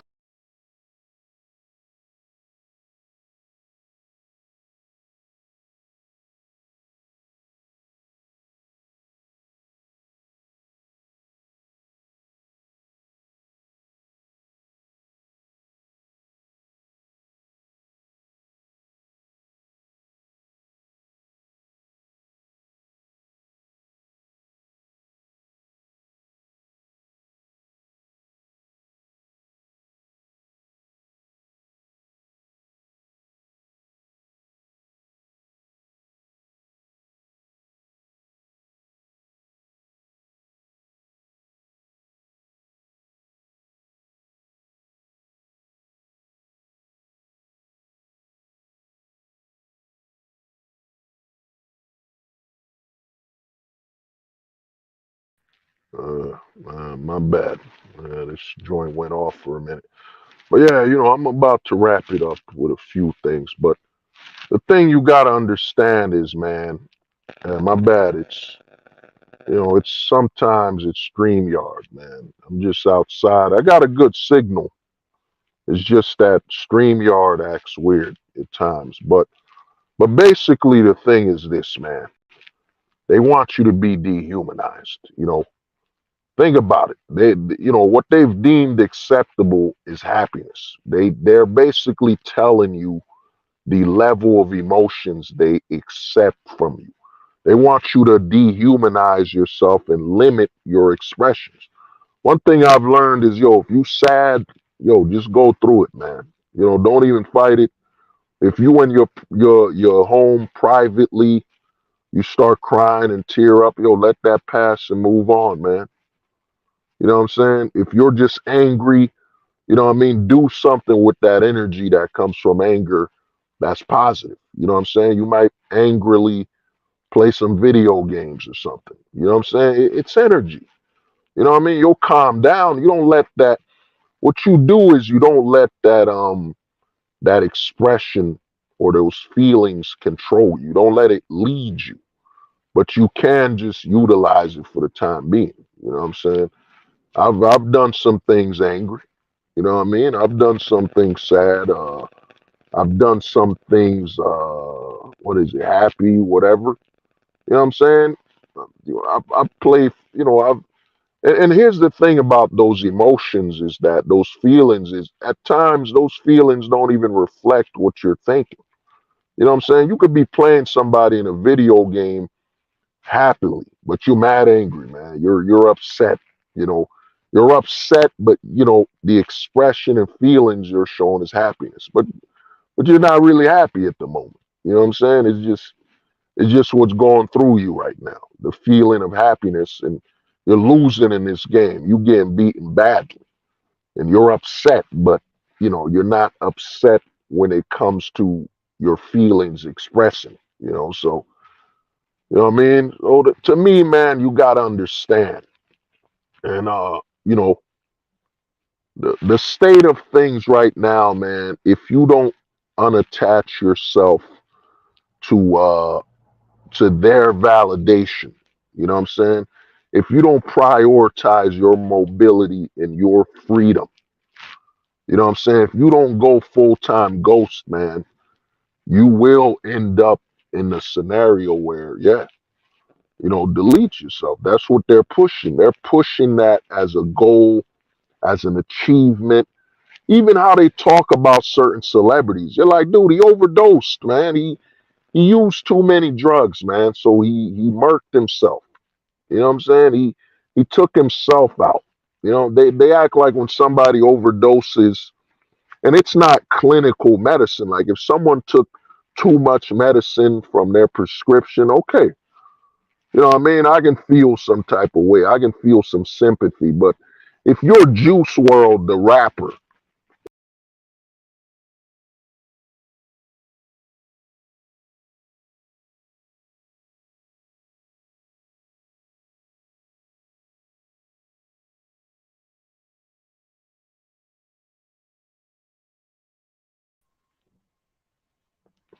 you know what I mean? If you're Juice World, man, you're Juice World and the FBI entered your plane and you just drunk a whole Baskin Robbins filled with drugs and, pills and you overdosed, dude, you know what I mean? Don't advertise that like it's something sad. Come on, man. What's sad about a dude? He's on a plane and the FBI approached him. He's worth all this money, and he just drinks a whole bag of ecstasy pills and overdose. What am I supposed to feel there?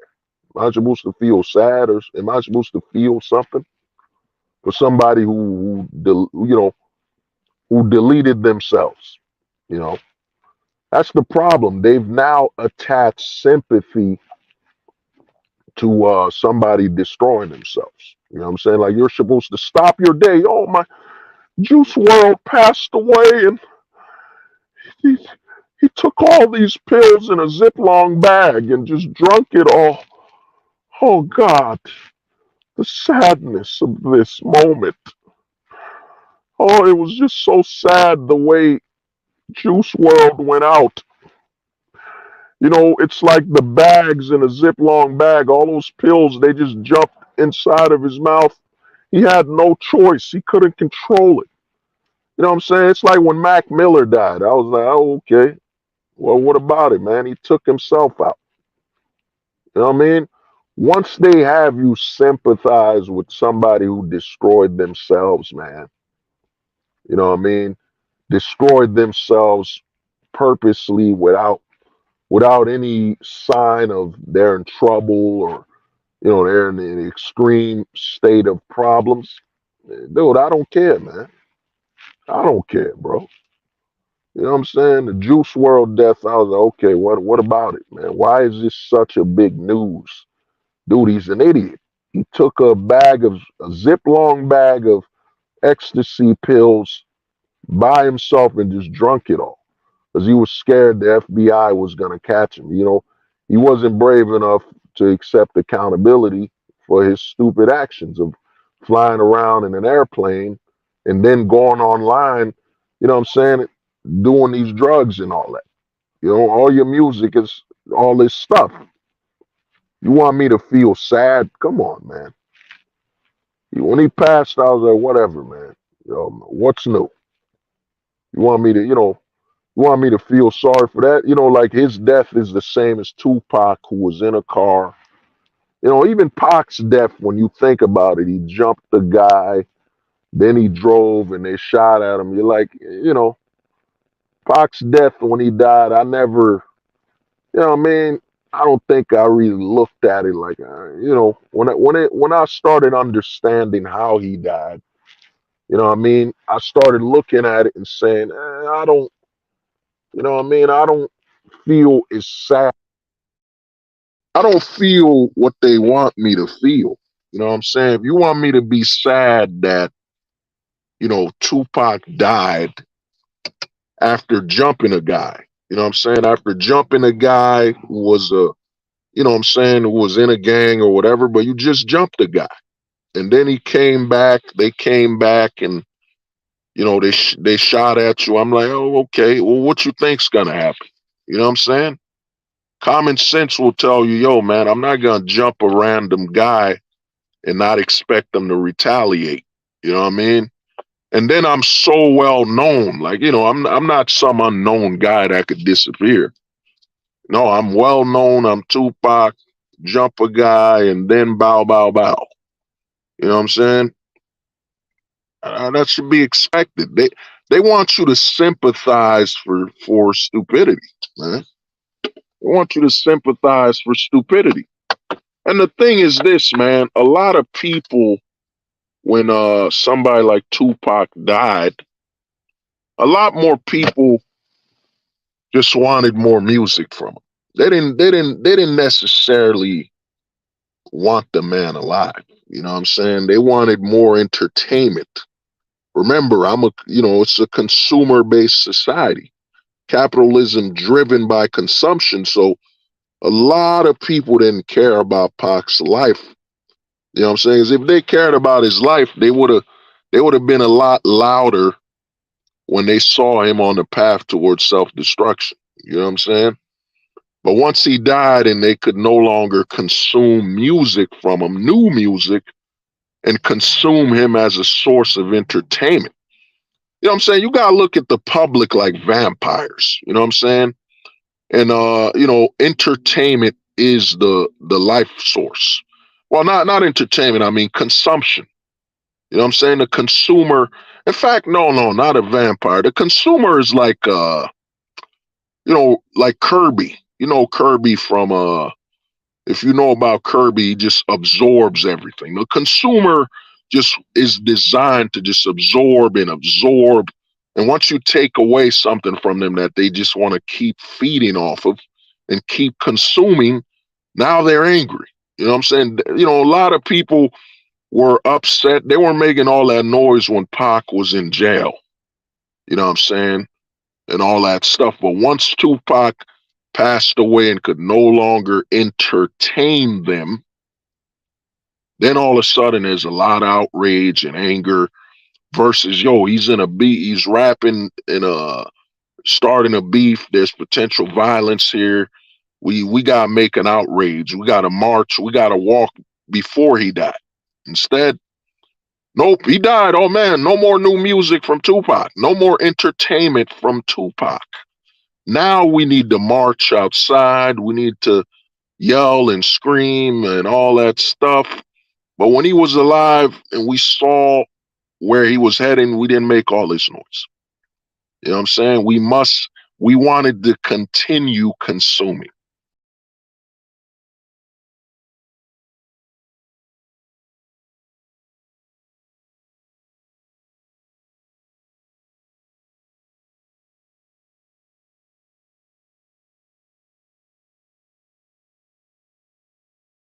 Uh, we wanted to continue consuming.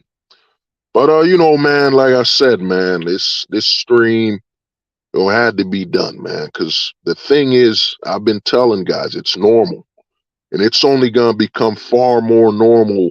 Deletion, you know, deletion is going, it's uptaking. Like I said, man, in the last 5 years, and in the last 3 years or so, man, the amount I've seen deletion, self deletion, it's a normal thing now, man.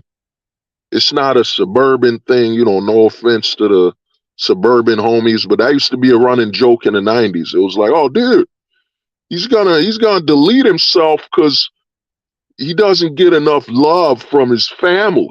You know what I'm saying? Deletion used to be a very suburban TV series joke, or the threat of deletion.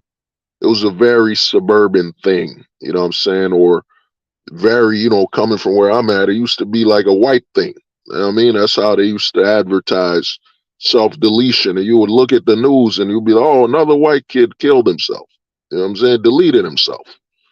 Another white person deleted himself. Oh, rocker deleted himself. You know what I'm saying? it used to be very racial, but even then it was the awkward white kid or the white kid that didn't have a lot of friends, or it was a very unsociable thing, or they were rock stars. Self deletion used to be like a rock star thing or a film actor thing, or something like that. And now it's the normal person, man, because all the ingredients are there. All the ingredients are there to promote that self deletion. You know what I'm saying? And the reason I'm having this stream is, some guys, I've chopped it up. I've talked to somebody that was going to that path, you know, but the other reason I'm doing this stream is, man, is to warn you. You have to, those people in your life you think have value, that, you want to keep talking to and all that, you better check up on them. You have to check up on them, man. You know, once a week, every 2 weeks or something. Just shoot them a text. Yo, what's up? What's good? That's it, man. Shoot them a text because, man, this deletion thing, anybody could do it. You know what I mean? Former athlete, star athlete, your Chad, your Jock, most popular guy in the neighborhood, anybody. Because you gotta understand the grift of mental health. Anybody could have a mental health issue. Anybody. That's the hustle. Being normal is a mental health issue now. You know what I'm saying? Why do you want to be so normal? You know what I'm saying? That's a mental health. That's the hustle. The number one hustle right now, I'd say that I don't want to name the top five, but I'd say number one is, of course, you know, uh, body positivity is number one. You know, because in the 90s, I remember it was rare. It was very rare for you to see someone overweight in a fast food restaurant commercial. They would usually keep them in good shape so they could advertise that, yeah, you could still be in shape while eating at McDonald's. You know what I mean? So the number one hustle is, and you can look at it. I plan to do a stream on body positivity. You can look at it. Body positivity, food, you make more money. The fashion industry makes more money by selling bigger clothes that were already expensive when they were small. So now they can triple up the price. You know what I'm saying? We got a triple, I forget, Louis Vuitton or something. We got a 5X t-shirt from Louis Vuitton. You know what I'm saying? $150. While the small is basically 60 or something. You know what I mean? Or 80, whatever. They make more money, man. Then with the obesity rate, the hospitals, the pharmaceuticals, it's anybody could be obese, man. Anybody could be fat. There's a lot of money to be made from that. And the hustle they've been pushing, I don't even know. I think the mental health thing, I'm trying to remember when it became a big buzzword. I'm thinking around maybe 2016, 17. I'm trying to remember when mental health got big. It's a big buzzword now. It's the big hustle. Anybody can have mental health issues. Mental health, like obesity, doesn't care what religion you're in. It doesn't care your religion. It doesn't care your ethnicity. It doesn't care about your age. Anybody at any time in their life could be fat, and anybody at any time in their life can have mental illness. It's an ultimate. It's one of those. You know what I'm saying? What do they? It's a super grift, man. It's not a normal grift. You know what I'm saying? It's a super grift. Just like we in America, we're superpower. The super grifts. The super grift is something where it's for everybody. You know what I'm saying? Anybody could get grift on this. You know what I'm saying? Mental health, anybody. It don't matter if you're 80 years old. You know what I'm saying? They could say, look, you're 80 years old. You grew up at a time where men weren't allowed to express their emotions and their feelings. Grandpa, you got a mental health issue. And your grandfather's like, what? Yo, man, I'm a man. You know what I'm saying? We express ourselves in a timely manner when we're on our own and stuff like that. We don't want to expose weakness because we know another man is around the corner looking. Look at him crying. He's unfocused. Time to take advantage. So they've done that. I think the super grifts. You know what I'm saying? I might be missing some, but I'll just give out a top three. The super grifts are, you know, of course, body positivity. That's number one. That's number one in my opinion. Number one. You know what I mean? Body positivity is number one. Number two is mental health issues. That's in number three.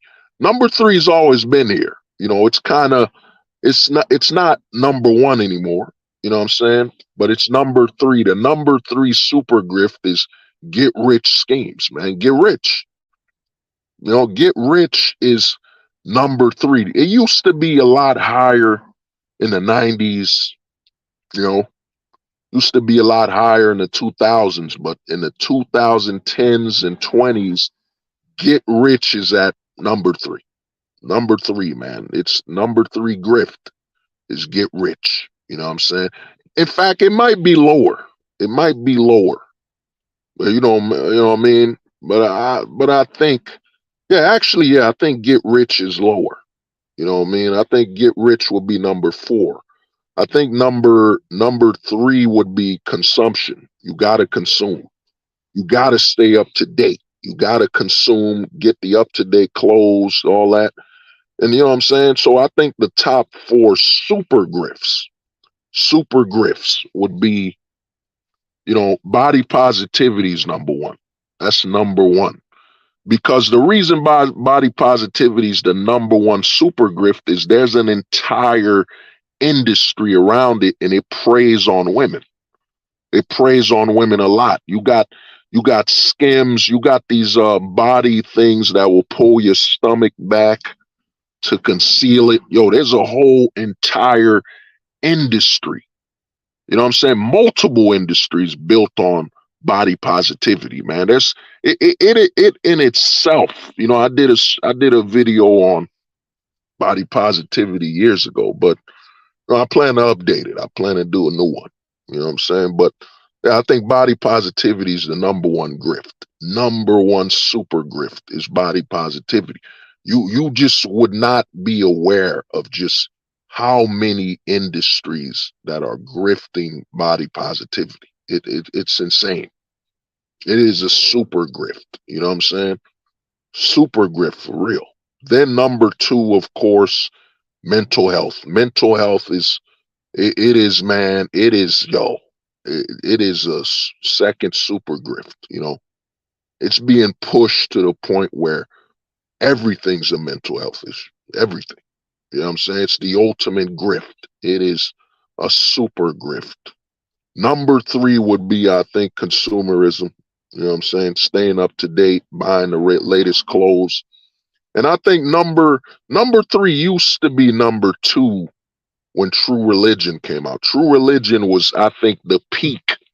It was the peak of consumerism when people were literally buying a $500 jacket that said, this is their true religion. To me, True Religion is, I need to do a stream or a video on True Religion. It is literally one of the biggest things that ever happened. You know what I'm saying? A lot of people just don't understand the cultural impact that True Religion had. I mean, it was just, I remember seeing it. You know what I'm saying? I remember living through it.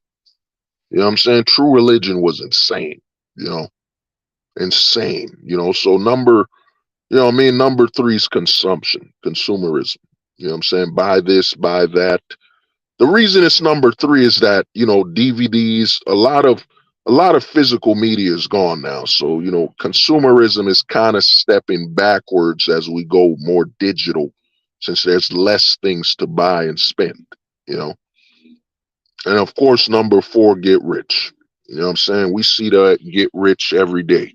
All these YouTube videos. You could do drop shipping. You know what I mean?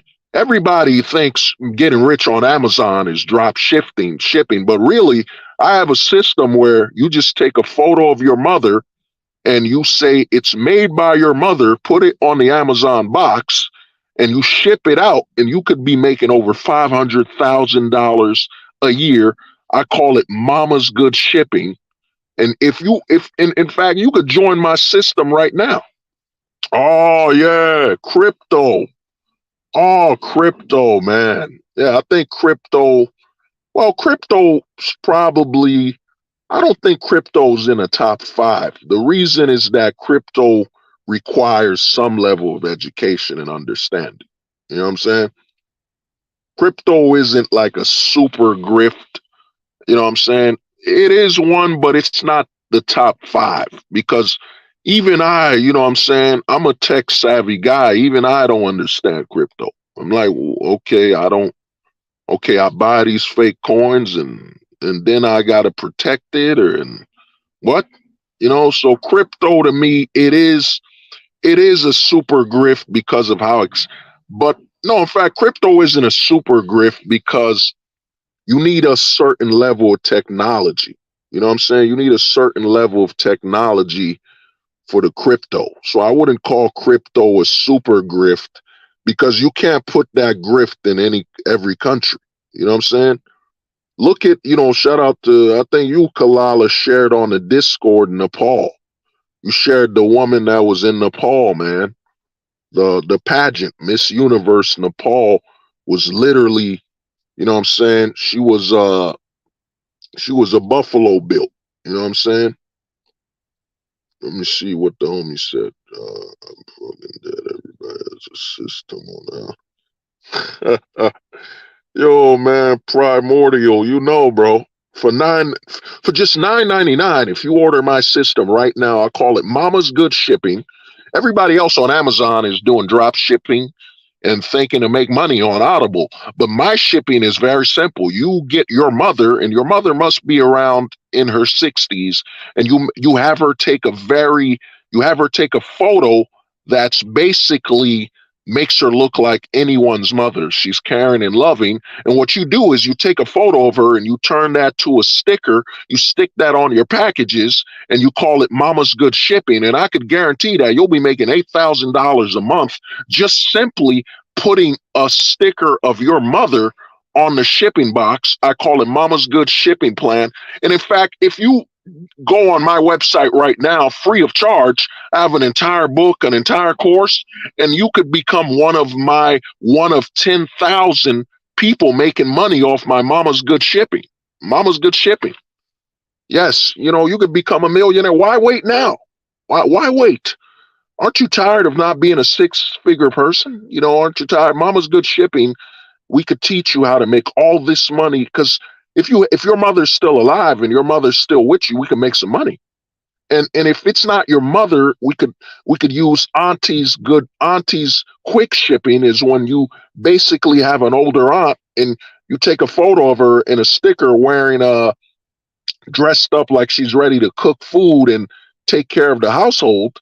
We call it Auntie's Swift Shipping, and we could make you $4,000 a month. Just simply get a sticker of your auntie, stick it on the box, and we'll show you this entire plan. And you know what I'm saying? The grift, the funny aspect of that super grift, these get rich super grifts is that, dude, most of these people, they don't have any qualifiers. They don't have any, they went to school for this. They don't have any education for this. It's all about you joining them in good faith. And you don't even know that they might literally be a proxy for a richer person. Like a person that's a millionaire is using them as a proxy, to grift you. So, what I'm saying? I would say, Bitcoin, it is a grift. I don't think Bitcoin's a super grift. You know what I'm saying? It's not as universal. You know what I'm saying? It's not as universal as all the other grifts. You know what I'm saying? So Yeah, the pyramid scheme. Oh, you know about the pyramid scheme. Yeah. So I think getting rich is yeah, it's number four. It's gotta be number four, man. You know? You know what I mean? So the number five, I don't know. Number five, I guess number five in this country would probably be, I guess, a stable relationship. Long term, yeah, long term relationship is probably number five. You know what I'm saying? Number five in the super grift. You know what I mean? Number five in the super grift is a long term relationship with and having a family and all that stuff. You know what I'm saying? Uh, Amway, oh, you know about a lot of the Nezzy Nez on me was good. You know what I mean? So to me, the grift, the super grifts, there's not many. But all in all, like I was telling y'all, man, it's been an honor with the stream. Thanks everybody for showing up. And like I said, man, please, if you care about somebody, you better message them, man. Check up on them, man. Check up on your people you care about. This even implies to your parents. Check up on your parents, man. Check up on your parents as well, man. Send them a message. You got to really be careful because, especially, I think, yeah, in fact, I know the number five. Number five super grift is basically pandemic. The pandemic is number five. Number five, the super grift, number five is the pandemic. So let's go in order. Let me fix something. Let's go in order quick before I end the stream. You know what I'm saying? Before I end the stream. So number one in the super grift is body positivity. That's number one. Number two in the super grift is mental health. That's number two. Number two is mental health in the super grift. Number three is consumerism. Number three is consumerism. You know what I'm saying? In the super grift. Number number actually damn. Yeah, number four. Number four is yeah, actually I think I gotta put yeah, I think I gotta change something. Let me say it over again. So number one in the super grift is body positivity. That's number one. Number one is body positivity. Number two is mental health issues. That's number two. You know what I'm saying? In super grift. Number three is consumerism. You know what I'm saying? Consumerism is number three. And actually I was right. Number four is get rich. Number four is get rich. And number five is a long-term stable relationship. Those are the top five super grifts because if you do the math, it makes sense. Number one basically is the pressure. If you're gonna get with a woman these days, you gotta accept her entire body positivity. You gotta be extremely body positivity. You know what I'm saying? That's look at that. Look how number one. You know what I'm saying? Number one is anything. You know what I mean? You be everyone must become a whale hunter. You know what I'm saying? A whale hunter, Captain Ahabin. You gotta be Ahabin. You know what I'm saying? You know what I mean? So body positivity is number one because it's the number one thing you will interact with is body positivity. And then, number two, mental health, again, is goes with body positivity because, you can't be against the body positivity. That's disrespecting someone's mental health and all that. And remember that weight gain is a disease. It's not a choice. It's a disease and blah, blah, blah. So notice how number one leads to number two. You know what I'm saying? Then number three, consumerism is, based on what you can afford and buy, the access of potential women you'll get with. You know what I'm saying? Then four number four is get rich. You know what I'm saying? So you getting rich will affect, the women you're with and so on, and your value in society, blah, blah, blah. So getting rich, that's number 4 in the super grift. And of course, number 5, the long-term relationship, the stable forever, in actuality, the forever term relationship. That's really number 5, the forever term relationship, a relationship that will last forever. That's really the number 5 grift, the number 5 super grift. You know what I'm saying? Is the forever relationship, your soulmate, whatever. We're forever or whatever. You know what I'm saying? That's number 5. You know what I mean? Oh, the Disney love story. Yeah, well, I don't even think it's Disney no more because remember, you got to accept the body positivity that goes with it as well. So I wouldn't say Disney, but basically, yeah, there's a lot of grifting going on. You know what I'm saying? The super grifts. Those are the top 5 super grifts right there. Anybody who thinks the order might be wrong, feel free to do what you want with that. But like I said, man, those are the top grifts, top super grifts. A lot of things below that, they're not super. You know what I'm saying? A super grift is universal, you know. But yeah, but other than that, man, I hope everybody has a good day. And like I said, man, reach out to your people, man. Friends, family, reach out because the deleting aspect, it's only gonna get worse. It will only get worse because all the ingredients for deletion are here. Reach out to your loved ones, man. Reach out to your associates. Just check up on them like, what's up? What's good? You know what I'm saying? And sometimes you might have to go out, you might have to go get a dinner or eat with that person or something. Go chill with them a little.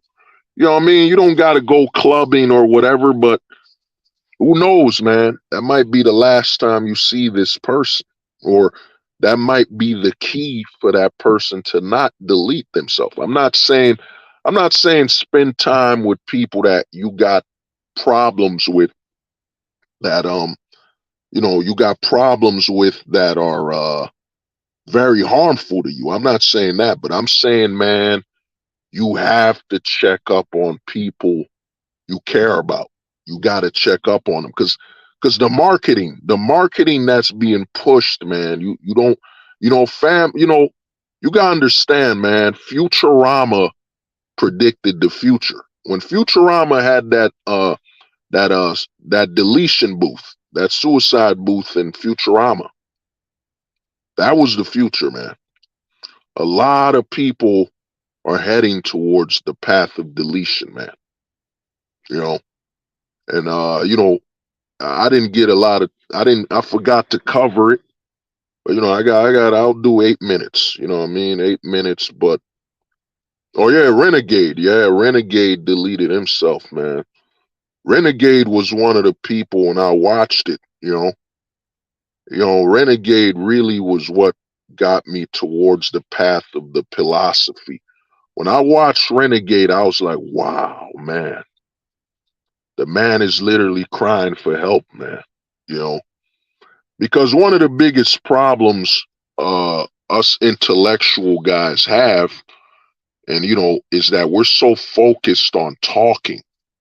So many people are used to us talking and expressing our minds that no one, what I'm saying, no one will check up on the intellectual. No one will be, people are so used to, oh, that dude's intellectual. There can't be nothing wrong with that guy. He's so intellectual.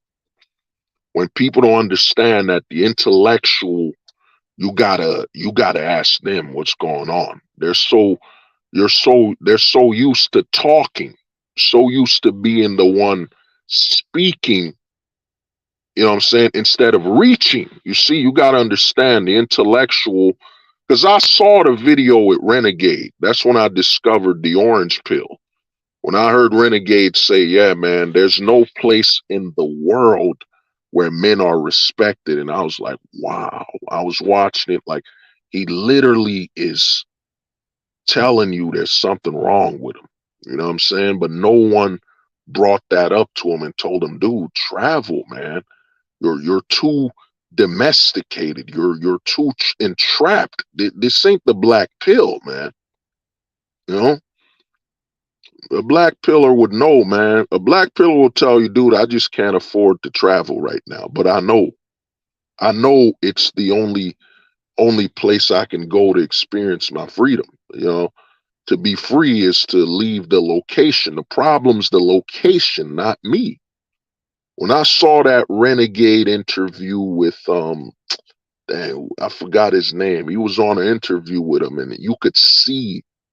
I was listening to it, and I did a video for Renegade honoring him and seeing what's going on. But I saw what was going down with Renegade, and I was like, man, you could see it. He's so used to being intellectual, he won't reach. He can't reach for help. He can't say, you're so used to when he built his whole brand on being the solutions. You know what I mean? Getting caught up on being providing the solutions is that Renegade himself would not reach out for problems he's going through.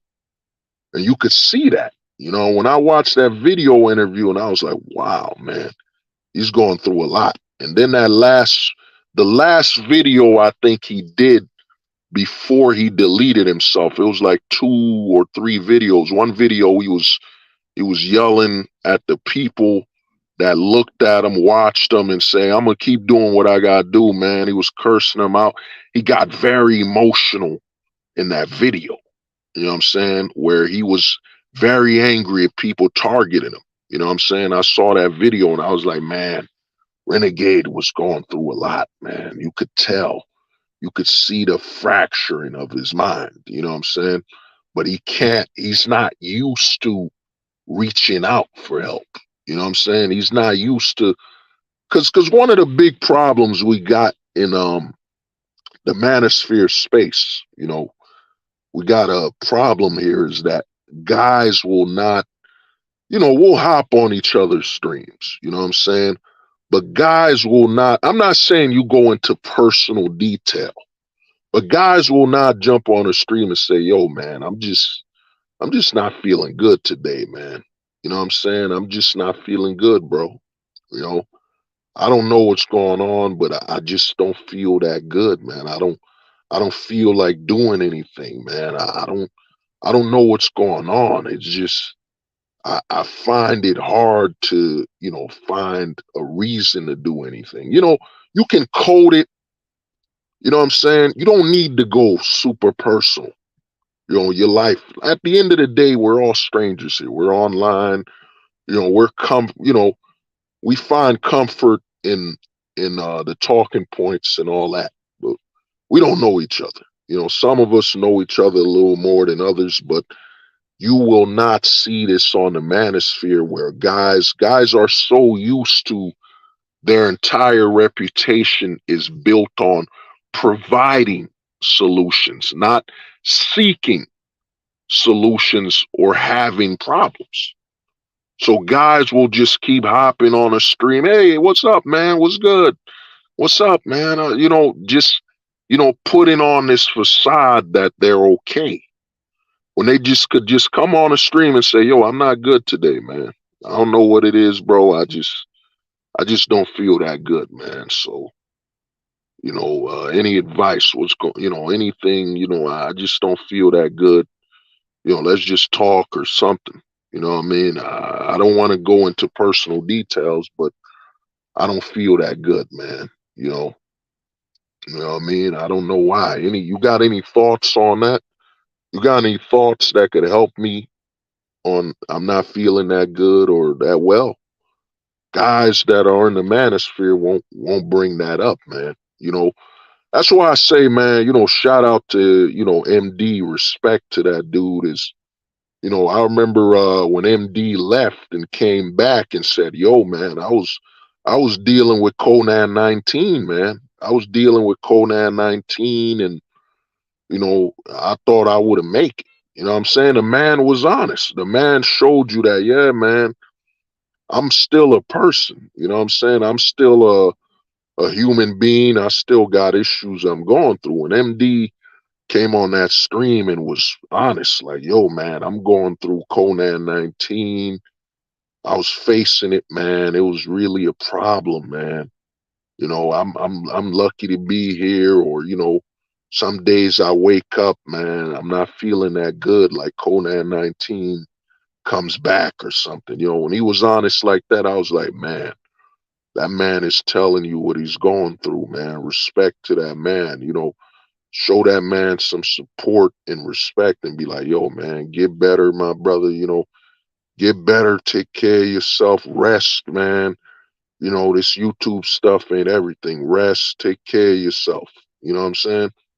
That was showing that, you know, we're people out here. A lot of people, I forget what they call that, something distancing, whatever. People are so used to watching streams or listening, they forget that there's a person behind that YouTube account. And you don't know what they're dealing with. You know what I'm saying?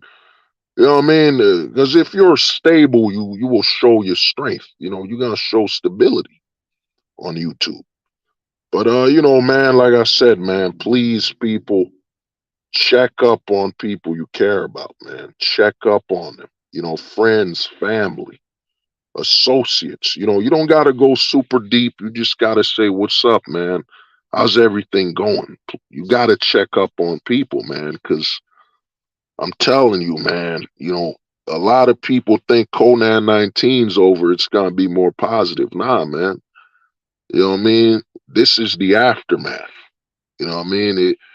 A lot of people you care about, man, this full-time ghosting stuff, it ain't for everyone. You know what I mean? Just like the black pill ain't for, not everyone will be able to make it or go on that journey. And you knowing what you might be able to comfort them, talk to them, or check them out because, man, you gotta understand, man. Self deletion is becoming an American pastime. It's all the ingredients are there. Over 50 years of broken families. There are literally Americans that can only say that, yeah, the last time there was a father in the household was 4 generations ago. You know what I'm saying? Their stability is abnormal. You know what I mean? It is mainstream abnormal. Usually the stability is from the foreigners, if the foreigners, first time families, somewhat, you know what I mean? Stable. So to me, man, check up on your people, man, because you don't know. You don't know, man.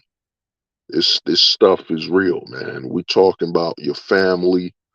This don't only apply to the men in your family. I'm telling you, everyone is at risk because the advertisement that's being spent on telling people there's something wrong with them, they need help, or they might delete themselves. There's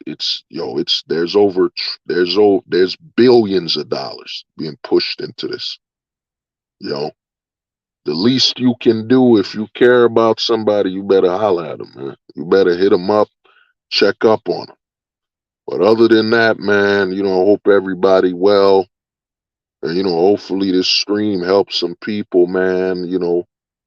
Hopefully this stream lets you know, man. You know, and I ain't afraid to talk about this, and you're not alone. You're not alone, man.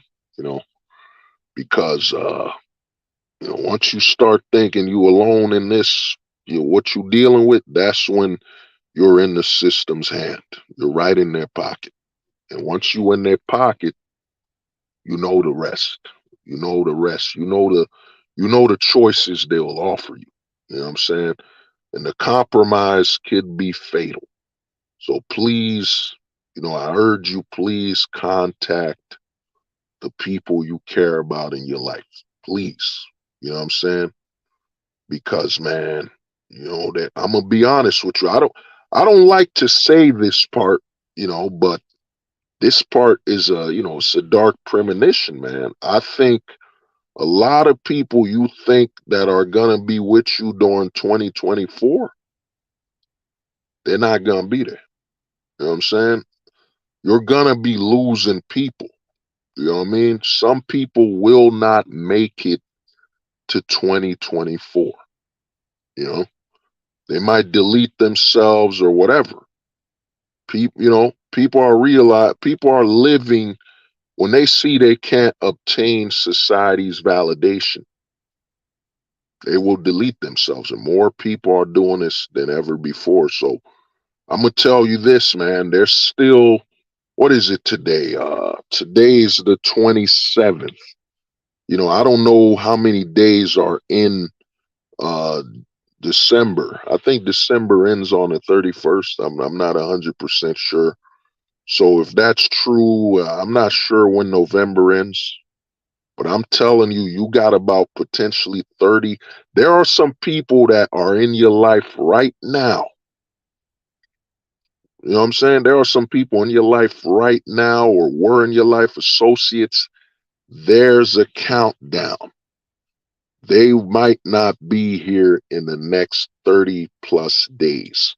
They might no longer be here with you. And I'm going to tell you something you need to know about deletion and why it hurts you so much. You know, you got to ask yourself, how come it hurts so much when someone you know you got history with passes away? How come? The reason it hurts you so much is that you can't relive the past with someone new.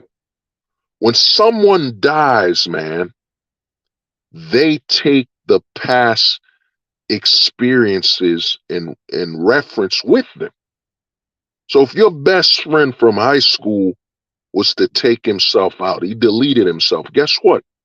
Your new best friend can't make memories with you from high school. You know what I'm saying? They can't. They can't relate to it. New people cannot make old memories. I'm saying, let me repeat that to you, man. This is very deep.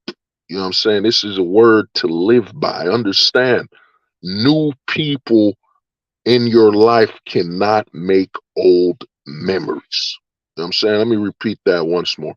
New people in your life cannot make old memories. You know what I'm saying? You know, whoever was close to you in high school, once they're gone, you can't make new high school memories with a new friend. You can't. You know what I'm saying? You can't make new childhood memories with a new friend. You know what I'm saying? All those, they're gone. It's gone. Once that person passes away, that person you lived those memories with, there, it's done. You can't make new memories from the past. You know what I'm saying? You can't make new memories from the past with new people, man. You know what I mean? Y'all can pretend. Y'all could dress up like y'all going back to high school, but that don't mean that's a memory from high school, you know? So you gotta, man, you're gonna lose something you can never regain or duplicate with somebody new. And that's a memory created in the past. Someone that lived through it. You know what I'm saying? Someone that lived through it with you, man. You know what I'm saying? Someone that lived through it with you, man. You know what I'm saying? This is very, you know what I'm saying? This is very, no, yo, Kalala, don't distance yourself from nostalgia, man. Nostalgia, you control it, you know what it is, you enjoy it. You know, nothing wrong with it, you know? Not wrong with nostalgia, but I'm telling you, man, this applies to family members, everybody. Anybody you made good memories with in the past, when they go away, man, that point of reference, that inside history, it's gone. You know what I'm saying? You could tell people about that time, but they can never live it. They can't identify with living that memory with you. So I'm gonna tell you, man, take this with you, bro. Take this. Remember, You have to understand, man. You know what I'm saying? New people in your life cannot make past memories. You can't make new memories from the past. You can't. You know what I'm saying? So what you got to do, and I know it's hard. I know it's hard. We're in a very consumeristic society. We're in a very simplicity above all. Convenience. We're in a very convenient driven society, man, where you prioritize convenience to the point where you won't even talk to another person because there's potential inconvenience. You know what I'm saying?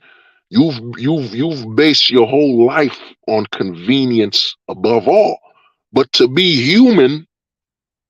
human is to be an inconvenience because you're an individual person.